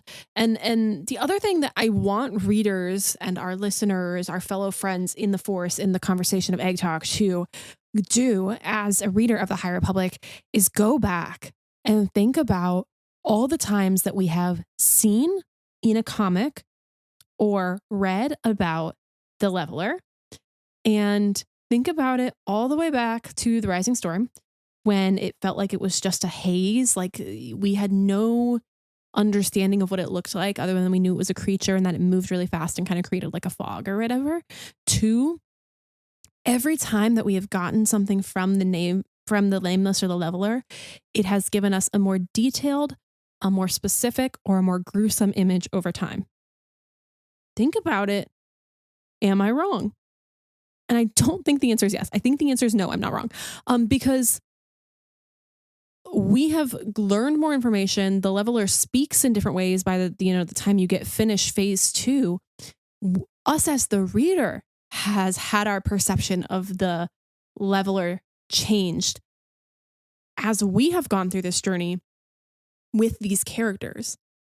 We're all in this together. And maybe we have to confront our fear of the Leveler and the Nameless in order to, along with the Jedi, see it for what it is. So I just wanted to put that out there because I felt a little crazy when I started thinking about it. And then I was like, no. It was very nebulous when we first met him. And then, we got the comics, which showed them in one way. And we got the concept art, which showed them in another way. And then we got this particular couple of panels in Trail of Shadows that showed it another way. And we keep seeing more of the Leveler and the Nameless's being, like their physical embodiment or their thoughts, or a different way. Like, we're getting a different perspective when they attack or whatever. That illuminates who they are a little bit more. It's interesting. It's interesting is all I'm saying. And the reaction feels very specific to each person because every person's fear is different, right? Right. I forget where I read this. I don't know if it was in a comic, but I remember there was one person who described it and they was saying it felt like I was killing my own mother. I remember somebody describing how they felt, right? And that's so specific. And it's because maybe that's a specific fear to that Jedi of killing their family by accident for some reason, or I don't know what the specific context of that was, but it's just it goes to show the range of emotions a Jedi could feel with the Leveler being around and how it feels to them. Right. And every person's path to overcoming fear is going to look different. Mm-hmm. But at the end of the day, it's I think what the Jedi are going to all have to realize is that fear is just an illusion, and these are creatures that are life. They are as important as any other being in the galaxy, just like the insects that Yoda shows Toko on Geonosis. And they just need to be understood so that we can know what they want and know they just want to go home. That's all the Nameless want. And I'm going to be a Nameless apologist for all of phase 3. And I don't know if you'll join me in that mission, but truly, if we're going to protect for light and life, that has to mean everything. That can't just mean the things that don't harm us or don't hurt us. And then maybe we should inspect why those things do want to harm and hurt us. Maybe it's because they've been provoked, right? And we'd actually found some connections in Rising Storm during a lot lot of the bring us this one, Brad, because this is good. I want you to take this one. No, this was okay. This one's if you good. insist. Okay, so Rising Storm, we love Rising Storm. Obviously, the Hagscryth babies. Let's bring it back. It's summer 2021, and that's where we're at right now. It's a far throwback. It was a far throwback. I was still kind of depressed, honestly. So let's set the scene. Elzar Mann, of course, our king. We love him. So complex and messy and interesting. And somebody else we find messy, complex, and interesting. Tyoric, perhaps. Right? Oh, yeah. Right. So what Elzar had to remember was that the beast bore none of them any malice. It was only doing what came naturally, and it was obviously spooked. That Elzar could understand. And then Elzar tells the Hagscryth, all is well. Do you understand? All is well. Listen to me. Feel my words. We are one, joined through the Force, one mind, two bodies. The only trouble with a connection like this is that it could go both ways. The Hagscryth saw what Elzar had done, saw the platform smashing through the Nile ship, saw the raiders burn, felt Elzar's rage, in an instant decided that he was a threat. Now, him and Ty also have the same sort of moment of connection. So it's clear that this is a really important force power, and that allows him to allows people to really see and understand each other and make conclusions based off of that. That's it. Brad, you go. Yeah, I mean, I think this is such an important and almost foreshadowing moment. Because even a little before that, I think it's attacking a civilian, and Elzar says or thinks to himself, there was no way it was going to give up its next feast, Jedi or no Jedi. And just reading that line out of context, you'd almost think he were describing the leveler, you know? And to your point about like the Hag Skryth looks at him and recognizes and determines he's a threat, that's when it provokes and takes action, right? Right. Likewise, the leveler, right? When the leveler in Trail of Shadows determined that Emmerich Kaftor was not a threat, and Emmerich took a moment to actually try to understand it, that's when it stopped. It stopped attacking him. And they had a moment where they shared a connection, very briefly. And I think this is such an important scene here because it's really emphasizing the connection between, you know, human and creature, and the connection that can form between those two things, right? Like one mind, two bodies. Like we can really meld those. That's why Ezra is able to, you know, join with the Purgle. It's why, you know, so many of the other creatures in Star Wars that we see and like Jedi can just kind of so easily like interact with, you know, the kind of like cliche Jedi actually doesn't kill the animal and understand, you know, it takes him, except for Luke. Luke will just like throw a skull at a wall and kill a Rancor. Luke kind of a dirtbag for that one. In all honesty, I think if it were nowadays, I'd want to see Luke be like, hey, you want to be buds, Rancor? Right. Let's be besties. But I think this is a very telling scene. Like, do you feel like this is the natural path for the Jedi, is to that, like, we have to have this moment where we actually try to truly understand the leveler and like, right. See, Yes. you know, understand what it wants and what its motives are. Yes, because how are you going to haul Rathtars across the galaxy if you have to cage them up? You know what I'm saying? In the way that Force Awakens tell that's Conj Club. When the Rathtars are out, they are bad news bears, and they eat Conj Club. And if we are going to return the leveler, the Nameless, to their home, we have to understand them. They have to understand our intention so that we, the leveler, the Nameless, and the Jedi, can go on this mission together. I think this needs to happen in order for it to be successful, even if it means the end of the Jedi who go. Do you know what I'm saying? Like I think that this sort of force ability is actually super, super, super imperative to the crux of this whole situation. Which leads us back to the very first line of the prophecy, which is, only through the sacrifice of many Jedi will the Order cleanse the sin done to the Nameless. And that gets me thinking, right? Because when we look back at the Valo Fair, and Tyork and Elzar are trying to control the Sandvals so they can ride them, right? They have to join together to reach out to those beings, and you know they're muttering like, we are one, we are connected, one will, our will, and they have to like help each other. And I was like, wow, the idea of like all the Jedi like being connected and like embarking on this journey, like it's not just going to be like, hey, Avar, go take the Nameless back to Planet X. Like, you're the best of us. Go do it, right? Avar couldn't stop the Hetzal great disaster from happening, right? What did she do? She sang the Song of the Force, and all the Jedi joined her in that song to stop the great disaster from happening and preventing it. Likewise, to return the Nameless to the Planet X and to help all of the other Jedi see beyond their fear, and to help quell any concerns the Leveler and the Nameless have about the threat of the Jedi, and to make them feel like, oh, the Jedi want to help us. She's going to have to sing the Song of the Force. She's going to have to be the conductor, and all the Jedi that are with her are going to have to join in unison and sing that song to make it happen. Like, and that really would perfectly bookend, you know, Light of the Jedi and Trials of the Jedi, both written by Charles Soule. Like, those are kind of the two pillar bookends of this whole saga and this whole era of the High Republic. It's like, we prevented one disaster, and then we stopped another and we saved. In both instances, we did it for light and life. You know? Right. Mm-hmm. We're on the same page here, Brad. And who's going to be lost on that journey is the question. Like, everyone we've literally ever loved. Well, here's the thing. I mean, we talked about with the Quest to Planet X situation is that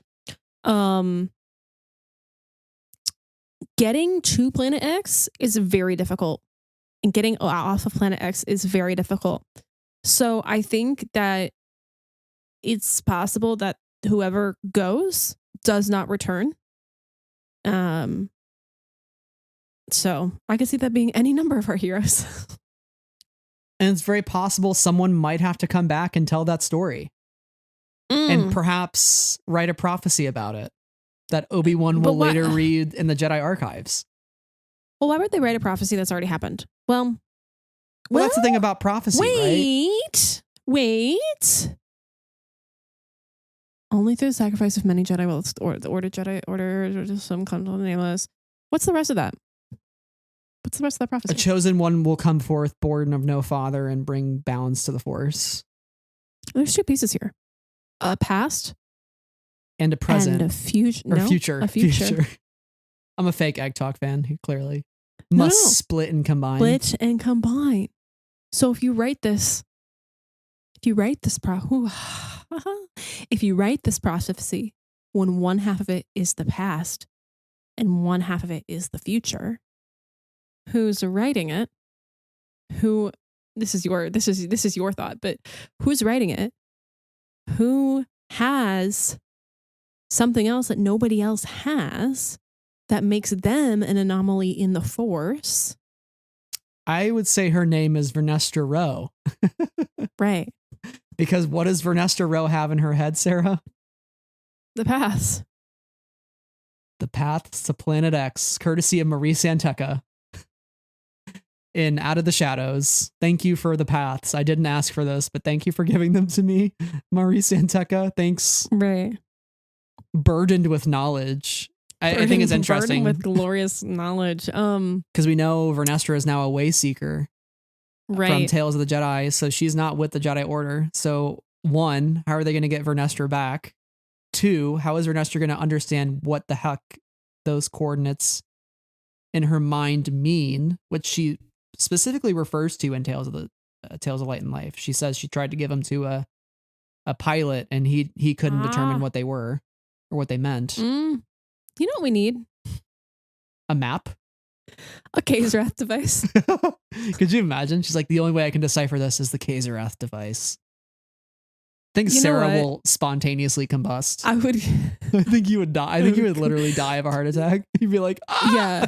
For the first, couple episodes of Struck work, where there was like a thought that a circular object might be the Kazerath device, I kind of had I almost mentally crumbled. That's not a joke. Ask my friends over at Unknown Regions podcast. They know. If we ever get Charles Soule on the podcast, I think we have to ask him a Kazerath device question, right? I told him that I was like, Charles, I need you to know that my favorite Star Wars thing is something that you wrote into 2 issues of the Poe It's my favorite thing.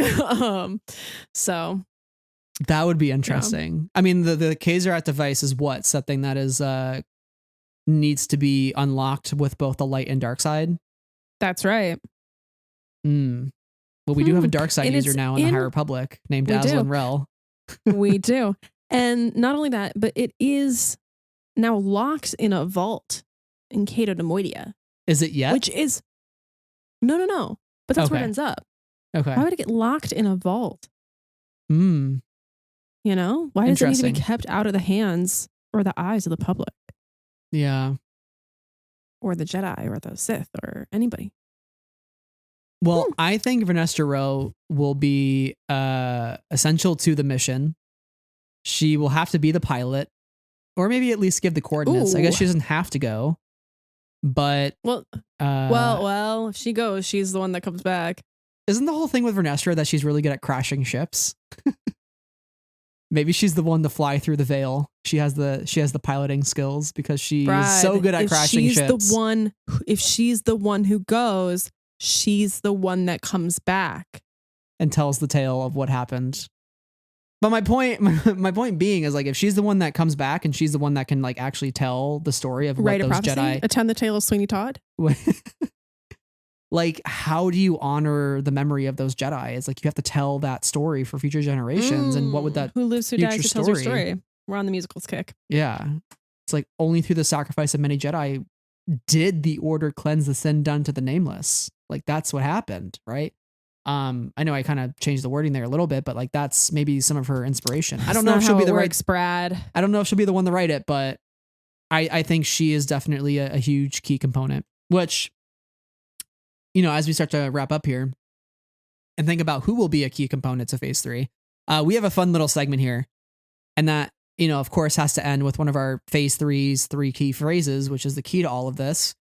This is our top 3 keys to all of this for Phase 3. So Sarah and I each came up with 3 characters, not including Aslan Rel. I'm establishing Brad that rule right now. Arbitrary rules Aslan for no Rel good reason is in like S tier key. Like he is like separated. He is obviously a key to all of this. That's like that's being Jesus Christ. That's being like, oh, like what's your favorite, like, you know, planet X. Okay. You know, like it's just like this because is like it has planet like, in the name. This is Brad being like, actually, this is my podcast. It is not 50-50 and I make the rules. Listen, I'm laying down the law here and I'm taking the 100% ownership of this podcast at this moment. Aslan Rel cannot be in your top 3 keys to all of this. This is toxic masculinity. Blame Aslan Rel. It's not my fault he became a natural key. And by the way, I did pull up Quest of the Jedi, the comic, and he literally does say word for word, the stones are the keys. So like, kind of blame him for this. Yeah. Anyways, we can't even use Aslan in his own segment. Yeah, really. It's some bullshit. I think he's kind of the one that really established the phrase for us too. So right. I guess it's like kind of considered as like passing on the kindness, you know, like from Aslan. He's not included in our list, okay. you know. So right. So we didn't tell each other who we chose. Although mine Fun is fact. I haven't come up with mine. I'm gonna do it right now. And it's not out of lack of preparation. It's that the keys are always changing. That's actually a fact. That's actually a fact. Right. Do you want me to go first or do you want to go first? Yeah. I need you to know that Brad, and he intended for me as well. So Brad wrote these in white text on our white Google document page so that you could only see them if you highlight the text. So he was really trying to keep it secret. Yeah. Keep it secret. Keep it safe. About it. Yeah. Okay. Please give me one. My first one, Emmerich Kaftor. I mean, yeah. Emmerich Kaftor is the key to all of this. I think because of his research into the Nameless in Phase 1 through Trail of Shadows, I believe he will probably continue that line of work. And considering he tried to understand the beast on the Starlight Beacon, I would not imagine his inquisitiveness ends there. And I think he will be key to actually telling the Jedi, hey, we have to understand these beings, not kill them. I think he'll be an advocate for that. And please give us Trail of Shadows 2. That's all I ask from phase 3. Like if we get Trail of Shadows 2 announced, I will go feral. I will start foaming at the mouth. Yeah, that would be great. That'd be so good. Yeah. All right, give me one of yours. I will say related to Emmerich. My first one is none other than my sweetest baby boy, Reath Silas. Oh. Now, I feel like Reath has taken a back seat, you know, since his big appearance in Into the Dark, of which he was the protagonist. But by the end of Midnight Horizon, he has been knighted and his master is gone and Orla is gone. And, what's his face? That one guy, I think it starts with a D. Isn't he taking the Barash vow? Oh yeah, he is. And let me pull up his name here because I know exactly who you're talking about. Right. And his name is Des It was Des. Okay, It's I was going to say Des. Dax or Dex, but we had, obviously Dex or Jester. So Des. Yeah, Des Ryden. Is Ryden. Yeah. Okay. Great. I was on the right path. Really. So like, and let us be reminded that if we recall the very first couple of pages of Into the Dark, Reith is not somebody who wants adventure. He's chill on Coruscant. He's chill in the archives, in his books. But he takes on the adventure because it happens to him, and he rises to the challenge. Now there's someone else who he's come across who he had an interesting relationship with, Nan. I think he just sees the world in a very particular way. And I also think that the what's the right word? When you leave like the military, but you do it like a discharge? No.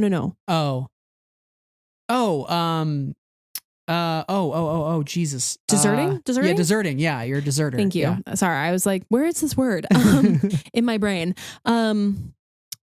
That Comax desertion, literally from the end sequence of Midnight Horizon, which is still just like haunts me. I think all of these things that have happened to him will continue to like propel the way that he thinks, which is differently from his peers of his same age and differently from other people who are more inclined to fight. And I think that it puts him in an interesting position to have more compassion than others. So that's why I'm going to say Reith is the key to all this. Also, it's just because I love him. Bring him back. I want more of him. He might be another great option too to help the Jedi maybe be more sympathetic towards the Nameless. Somebody who learned from the best and didn't really want that life of adventure. Somebody that likes their books and likes the home feeling, who likes their home, who likes to stay home. Like what better than to return some other beings to their home? Exactly. Yeah. That's a good one. I like Reith. I am excited to see like where he pops up next in phase 3. So my next one here, this is kind of out of left field. Okay. Barash Sylvain. Oh. Porter Engle's sister. Speaking of Barash. Speaking of the Barash vow, yeah. Interesting. Let's have go. a feeling that she might pop back up because we've had now concept art of General Vise returning in phase 3. General Vise being somebody that Porter Engle fought in phase 2 in the Blade comic. And Vise is very, very formidable. And I think if you're going to bring back Vise, which I'd imagine she knows about Porter and his existence still, you got to bring back the sister, somebody who walked away from the Jedi Order to take the Barash vow. So will she come back into play and help save the day? And will maybe Porter get some of that closure with his sister? Remains to be seen. But I think that would be really cool for Porter. And I think that could be, it could really have some interesting implications just for the Jedi Order to welcome back a member that didn't exactly become a Wayseeker, but actually like took a specific vow to leave the Jedi Order for a moment. Right. I also it's Edge of Balance Precedent and the Blade that are sitting on my, not my nightstand, but my dresser to read. The Blade is very good. Very fun. I am a little bit behind on that one, so I don't have anything to add to that, but I'm very compelled by it. So she just looks cool too. I love how she looks. We just have to wait and see. All right. So my next one, get ready. Oh, it's going to be deep cut. It's going to be deep cut. No, it's not going to be a deep cut. Okay. It's just quality content. Okay. My next key to all of this is none other than my girl, Avon Starros. Ooh. Right. And you might be saying, why Avon? Now, Avon is the spunkiest, coolest, smarter than everybody else, has seen some shit, is just tenacious and interesting and inquisitive, and I love her. I would die for Avon Staros. So there's some bias in this. I would die for Rhys Silas too. So it's, what can I say? But Avon, we have learned through the databank entry, thank you, StarWars.com, is in the inclusion zone. So what is Avon going to do in the inclusion zone? She is going to be resourceful. She has been kidnapped, twice? Yeah. Avon is not somebody to mess with. And I think that her ingenious qualities, her sense of drive, and her passion for the world, right, will keep her going. And will allow her to make real change. Now, do we know if anybody in the inclusion zone can talk to each other? I don't know, because I imagine the inclusion zone is very big. There's lots of locations there. But it would be really interesting to see her team up with Jedi from the adult novels. We know Avar's in the inclusion zone. We know, like it would be really, really fascinating to see her get together, because we know she's making the jump to YA novels, which I'm like, yes, more of my friends and peers who read Star Wars High Republic who may not be reading the middle grades are gonna love her in YA. I'm so excited. But I think she's gonna continue to have a really strong role to play, and that's why I think that Avon Staros is the key to all of this. Avon is an engineer as well, so that's what I'm saying. She's spunky. She's smart. She's somebody who is going to make something out of nothing, because that's all that she's been given, right? What would be a great something out of nothing that she could help make from a certain Jedi friend? What is it? From a certain Jedi friend that apparently, according to the databank, quote, Avon has engineered a plan to find a Jedi friend, end quote. Yeah. Vernestra Rowe. Talk about making something out of nothing. Hey, Avon, I have these coordinates in my head. Want to help?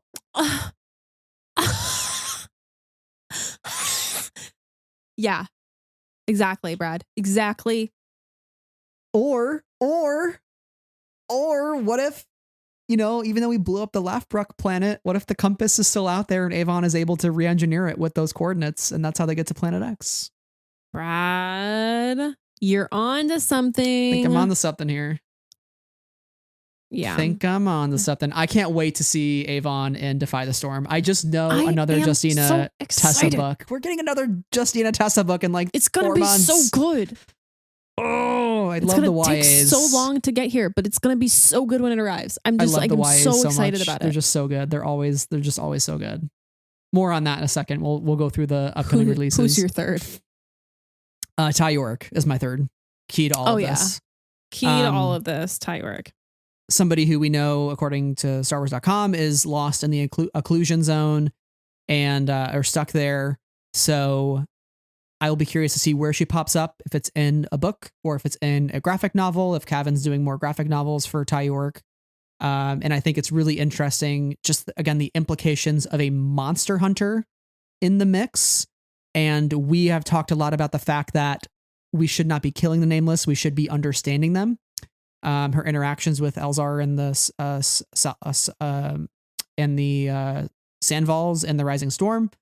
And so I think there are just a lot of implications there on the meaning behind a monster hunter saving monsters. And I would love to see that sort of growth and for her to be involved in that mission. We also know from the Nameless Terror that she knows about the Nameless, because I think it was passed down from like her master, like, because they were involved with that whole mission in the Nameless Terror when the eggs started cracking and causing mayhem. Right. So that legend has been passed down to her, and she knows about the Nameless through like myth or from like a child's tale, basically. So I think there's just a lot there that she has left to do, and we don't know much about her at the moment. So I feel like they're saving her for something good. Yeah. Yeah. She's also somebody who lives like in a gray sort of area, and like, when the light and the dark aren't cutting it, we need people who live in the middle in order to kind of see differently. Totally. Yeah, exactly. Ooh, who's my third? It's gotta be a good one. It's the last one we're ending on. You better make it count. I know. So many keys to all of this.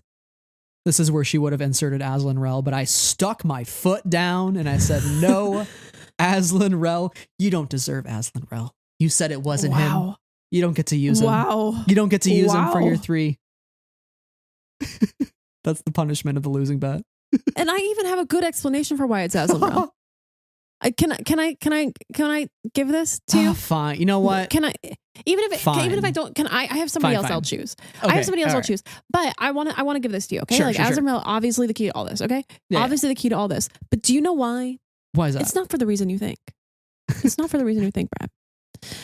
In A Closed Fist Has No Claws by Tessa Gratton, she says, Marta, I stole this from somebody, and someday someone will steal it from you or take it from you. Who will threaten Marcian Rose, Gaze Electric, his power, any of this? Dramatically whips a chair around to the other side. Aslan Rel. Okay. So Aslan Rel taking the power from Marcian? Taking the power from Marcian in order to destroy. Taking the staff. The rod. Right. Interesting. Okay. I'm just going to put that in the universe, but Brad didn't want to hear it. That is interesting. That is interesting. That goes back to my point though, as like, I don't think Marcian will be the villain by the end. I think it will be. Well, look, I have a little just a little something to maybe add to your fucking theory, but you're like, no, Aslan Rel. You know what my real number 3 is, so I'll go for this. And this is an obvious answer. So this is what you get. It's for Nestor Rowe, obviously. You got me there. You did get me there. You did get me good. She's the key to all this. She is. She has the paths. She has the knowledge that no one else has. She has an experience that no one else has. She was a young Jedi Knight who had a Padawan who, where is Emery? Please don't let him be dead. He's presumed dead, to be specific. Here's the deal. I don't accept that. Oh my gosh. Stellan Gios, he's dead. Okay? He's gone. As my nan. I love my nan. She likes to say, I have to record her saying it because it's the greatest thing ever. We'll play it on the podcast if I ever do. She goes, dead. And she'll say the rest of the sentence completely fine. But anytime she says the word dead, she says like, oh, and he's dead. I have no idea why this is. It is the most specific like trait my Nana has. It's so funny.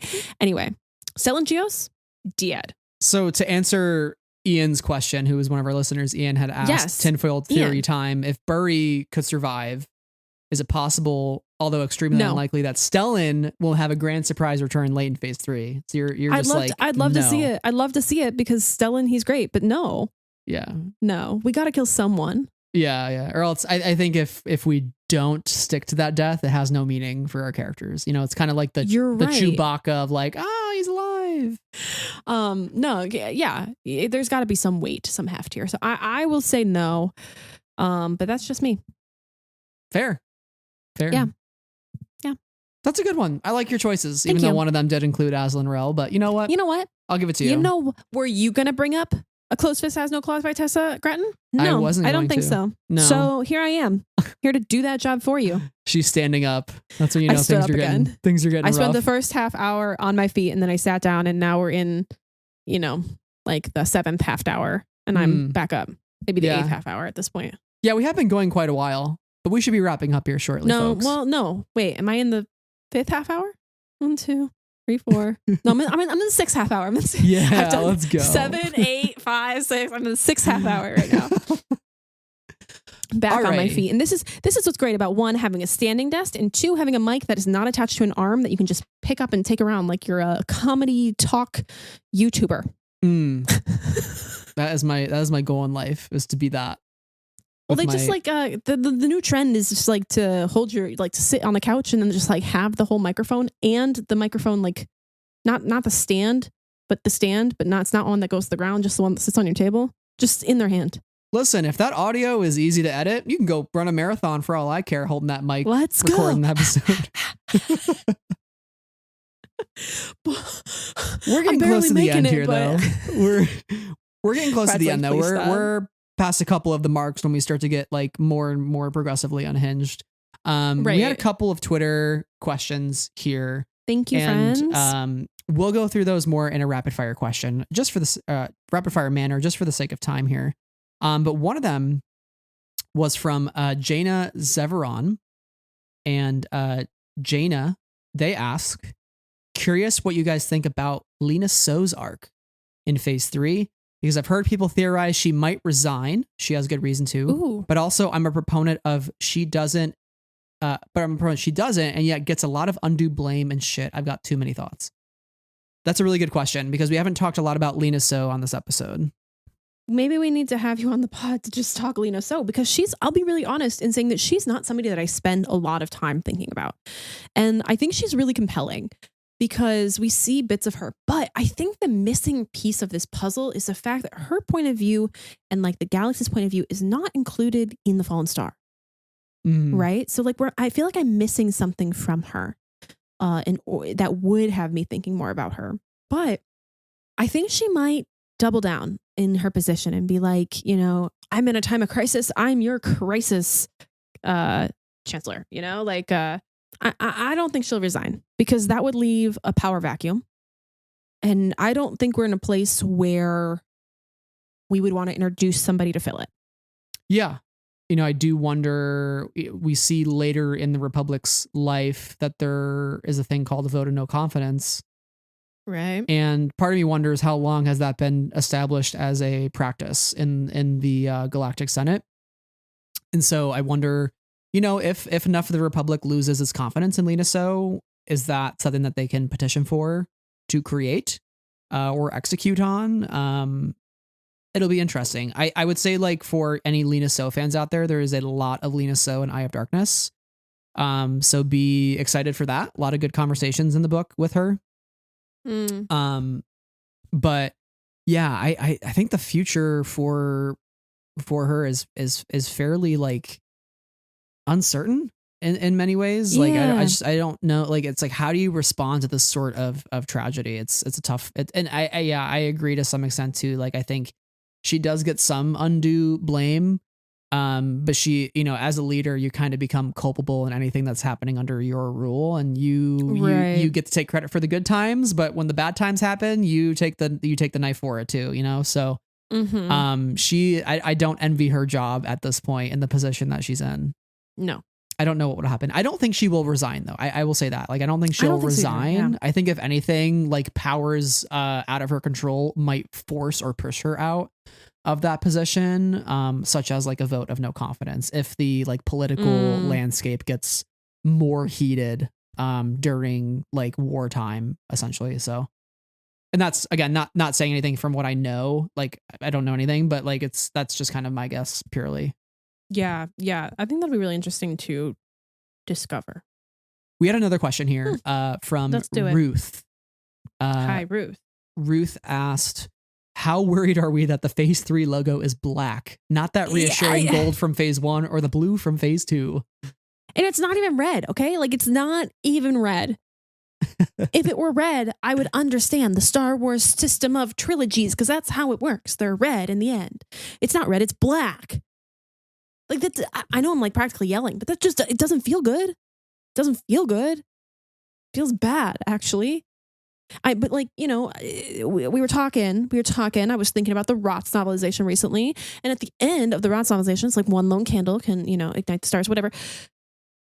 We have to end on something like that, right? Like it can't just be like black, sad, bad, like no hope. It won't be. 100% it's not going to be that. But Brad, it's black. Like that's like an ominous sort of graphic text color, like, yeah, you're either trying to be like a generic company or like things are not going well. And it's like a darker middle chapter, except it's the last chapter.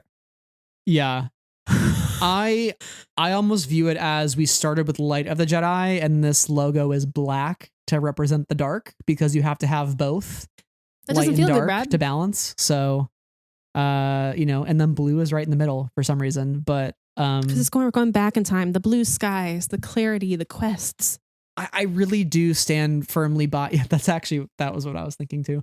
I do stand by though that like there will be loss along the way. It will be rough, but we are going to end in a hopeful place so that the High Republic has some sort of hopeful note at the end of it and still gives us enough separation from when the Jedi do fall eventually in the Republic. Like, we're still so far off from that. So like, we can't have a hopeful ending and not have to like really worry about Palpatine and his machinations for like another 200 years. Like, we're okay. Like, we're still far enough away that we can have our happy ending and enjoy that for a little bit.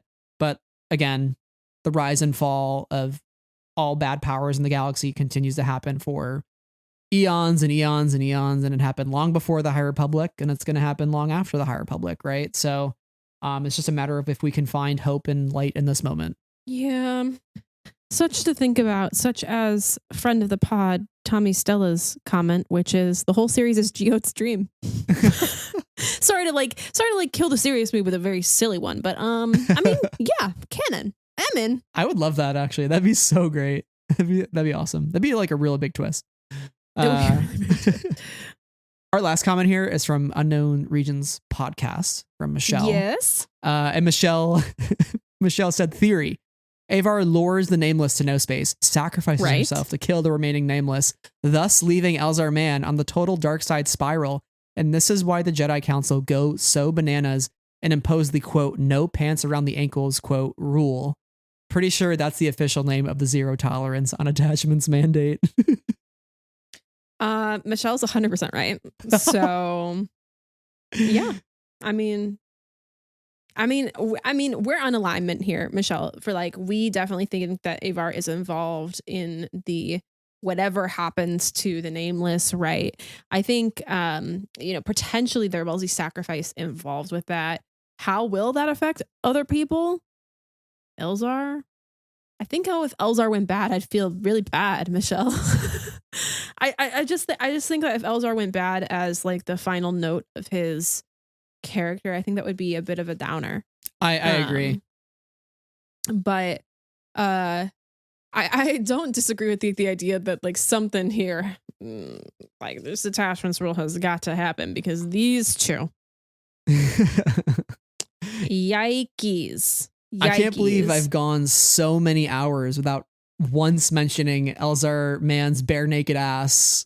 Michelle, I blame you for this. We were almost there. Yeah. This is Michelle's fault. I had to that's why I fit this question in last. You save the best for last. Will Elzar Mann at one point not have pants on in phase 3? Unequivocally, yes. The answer is yes. Right. He will not have them on. At some point, he's got to, the man's got to shower, man's got to sleep, man's got to poop, he's got to do all the bodily functions. Pants will come off eventually. It's time to end the podcast. It's time to shut it down. But in all seriousness though, I do think Elzar, we haven't talked a lot about Elzar. I think we'll talk more about Elzar in our Eye of Darkness episode, but I think that he is somebody who's experienced so much pain and so much anguish over the things that he's done that I think for him to continue to spiral further would be a bit of disservice to that character and not allow for him to grow. And I think as Yoda tells Aslan Rel, he says that there's like two paths. A path is one that you can walk both ways. Basically, you can walk it in any direction. And so in my opinion, it's never too late if you go down the path one way to come back the other. And I think that is maybe where Elzar Mann is he's trying to like rectify a lot of those mistakes that he's made and come to terms with it. And I don't really see him going like full dark side. I still see him like probably struggling with that, but I think he's going to end in a place at the end of phase 3 that will be like, he did it. He succeeded. He overcame fear.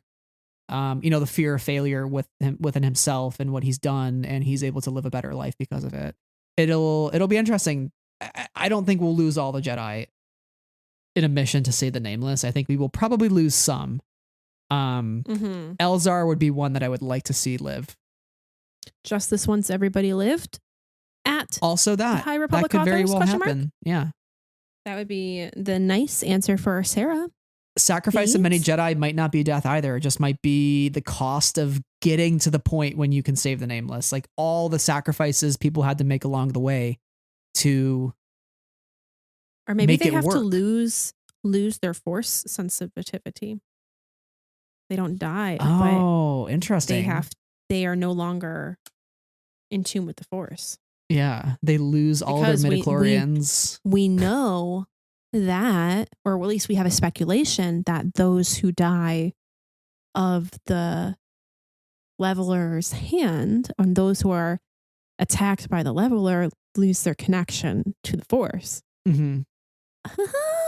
Oh, and that would be a sacrifice that a Jedi would have to make to no longer functionally be a Jedi, because they can't be in tune with the force. I can't believe we're 2 hours and 50 minutes into this, and I just dropped that on the pod. Yeah.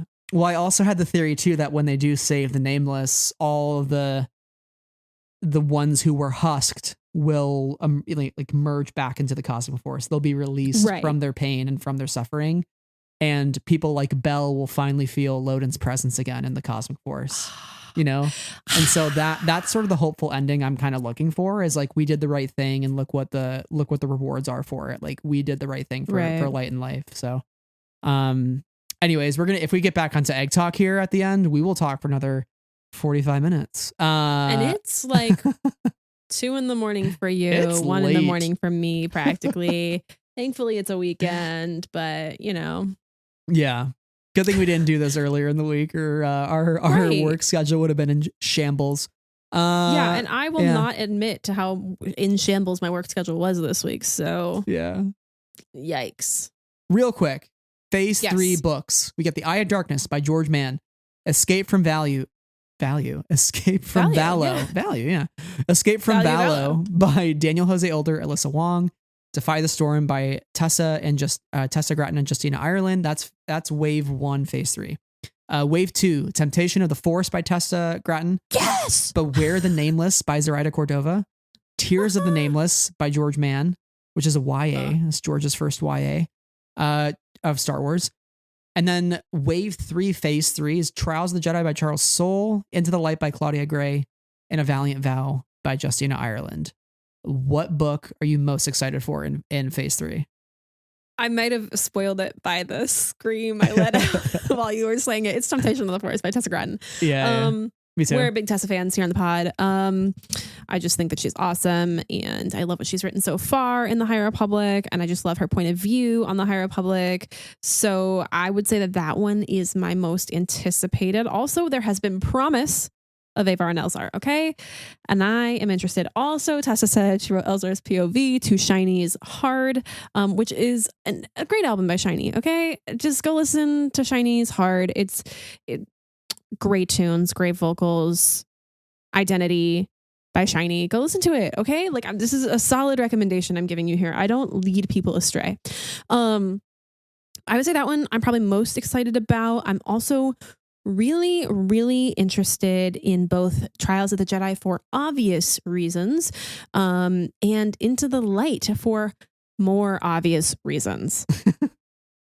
Yeah, those are good choices. I don't feel like I need to get into those. They're Phase 3, Wave 3 by 2 of the Architect authors. I mean, yeah, ending it how it started.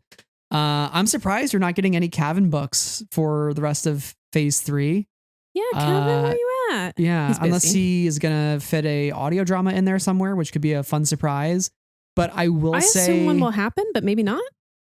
Most excited for Temptation of the Force by Tessa as well, but I'm also very curious about Tears of the Nameless by George, because it's a YA, and I think that may have an opportunity to feature Emmerich Kaftor if we're talking about Tears of the Nameless. Why are the tears happening, and why are the Nameless sad, and why are they crying tears? Well, they want to go home and they're sad about it, and who better than to understand why they're sad than Emmerich Kaftor, who tried to do that same thing in Trail of Shadows. So that's kind of my hope for that book, for him to pop up again. I think also that one has just like a really provocative title. Yeah. You know, out of all, like when you look at the titles and you're like, ooh, what sticks out not having read the book? Like something like Midnight Horizon to me sticks out. Something like Quest for Planet X or Path of Vengeance sticks out in Phase 2. And then in Phase 3, Temptation of the Force. Tears of the Nameless.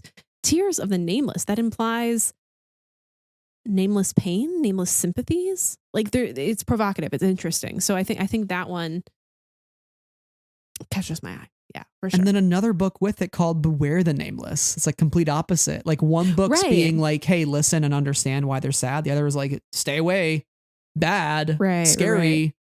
So they're very different. And I wonder if maybe you start scared and then you understand after.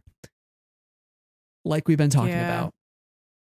Interesting stuffs ahead of us for the next year.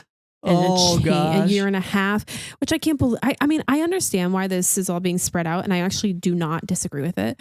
But it's jarring in a sense of like we've spent 2021, 2022, 2023 in this very particular publishing pattern, right? And now for the last phase, which is most anticipated, it's now like, and we're going to go to snail's pace to release these, which I get for a number of reasons. It'll probably lead into like Struckwork, Acolyte, like it'll probably lead into other High Republic projects that we don't know about yet. Or just to prolong the interest and sales and all these, you know, like this is capitalism at the end of the day, like to prolong the consumption of new High Republic content, right?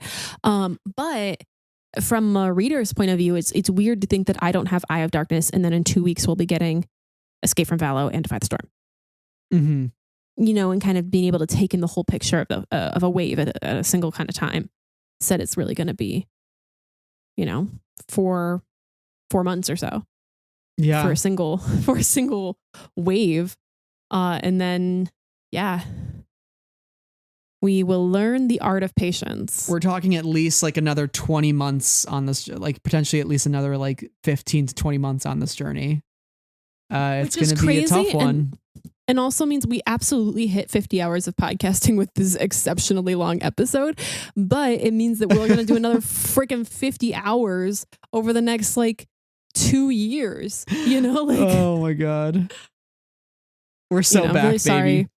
So we are so back, baby. I'm so sorry for your brain and your laptop. Thank you. Well, thank you all for listening to this very long episode. I guess how appropriate to do 3 hours for phase 3. Friends of the Forces, 3 hours and 3 key phase 3 phrases. Nice. Thank you. I like that. I like that a lot. Yeah, that's what it's all about. Yeah. Well, hey, if you enjoyed this Omega deep dive into phase 3 of the High Republic and you've stuck around this long, let me tell you, don't go anywhere, because you can follow us on all of our socials, including Twitter, Instagram, YouTube, Blue Sky. We're on pretty much every platform that exists, because who knows which one will spontaneously combust the following day. Also, if you enjoyed this episode, leave us a 5-star written review. Tell us why you loved the episode, and subscribe to our podcast on the feed of your choice so you get all of our newest episodes. We will have a couple High Republic episodes coming up, including an Eye of Darkness discussion. We'll be having some interviews upcoming as well. There is so much to dive into, including the High Republic character encyclopedia that's going to be out in the next month. So stay tuned. Yeah. Thank you so much for joining us on this journey, everybody. And if you would like to support the podcast, we do have a Patreon, and we're very grateful for all of our patrons. So thank you to Ben, Brian, Cheryl, Clay, Deborah, Emma, Huang, Jennifer, Katie, Knights of Ren, Leanne, Lucy, Lindsay, Matthew, Rob, Saber, BK, Santa, Sky Talker, Stephen, Tom, and Travis, and our newest patron, Logan. Thank you all so much for keeping the lights on this here podcast. And honestly, if you made it to hour 3 with us, you're a real one. So thank you so much for listening, for being a friend of the Force.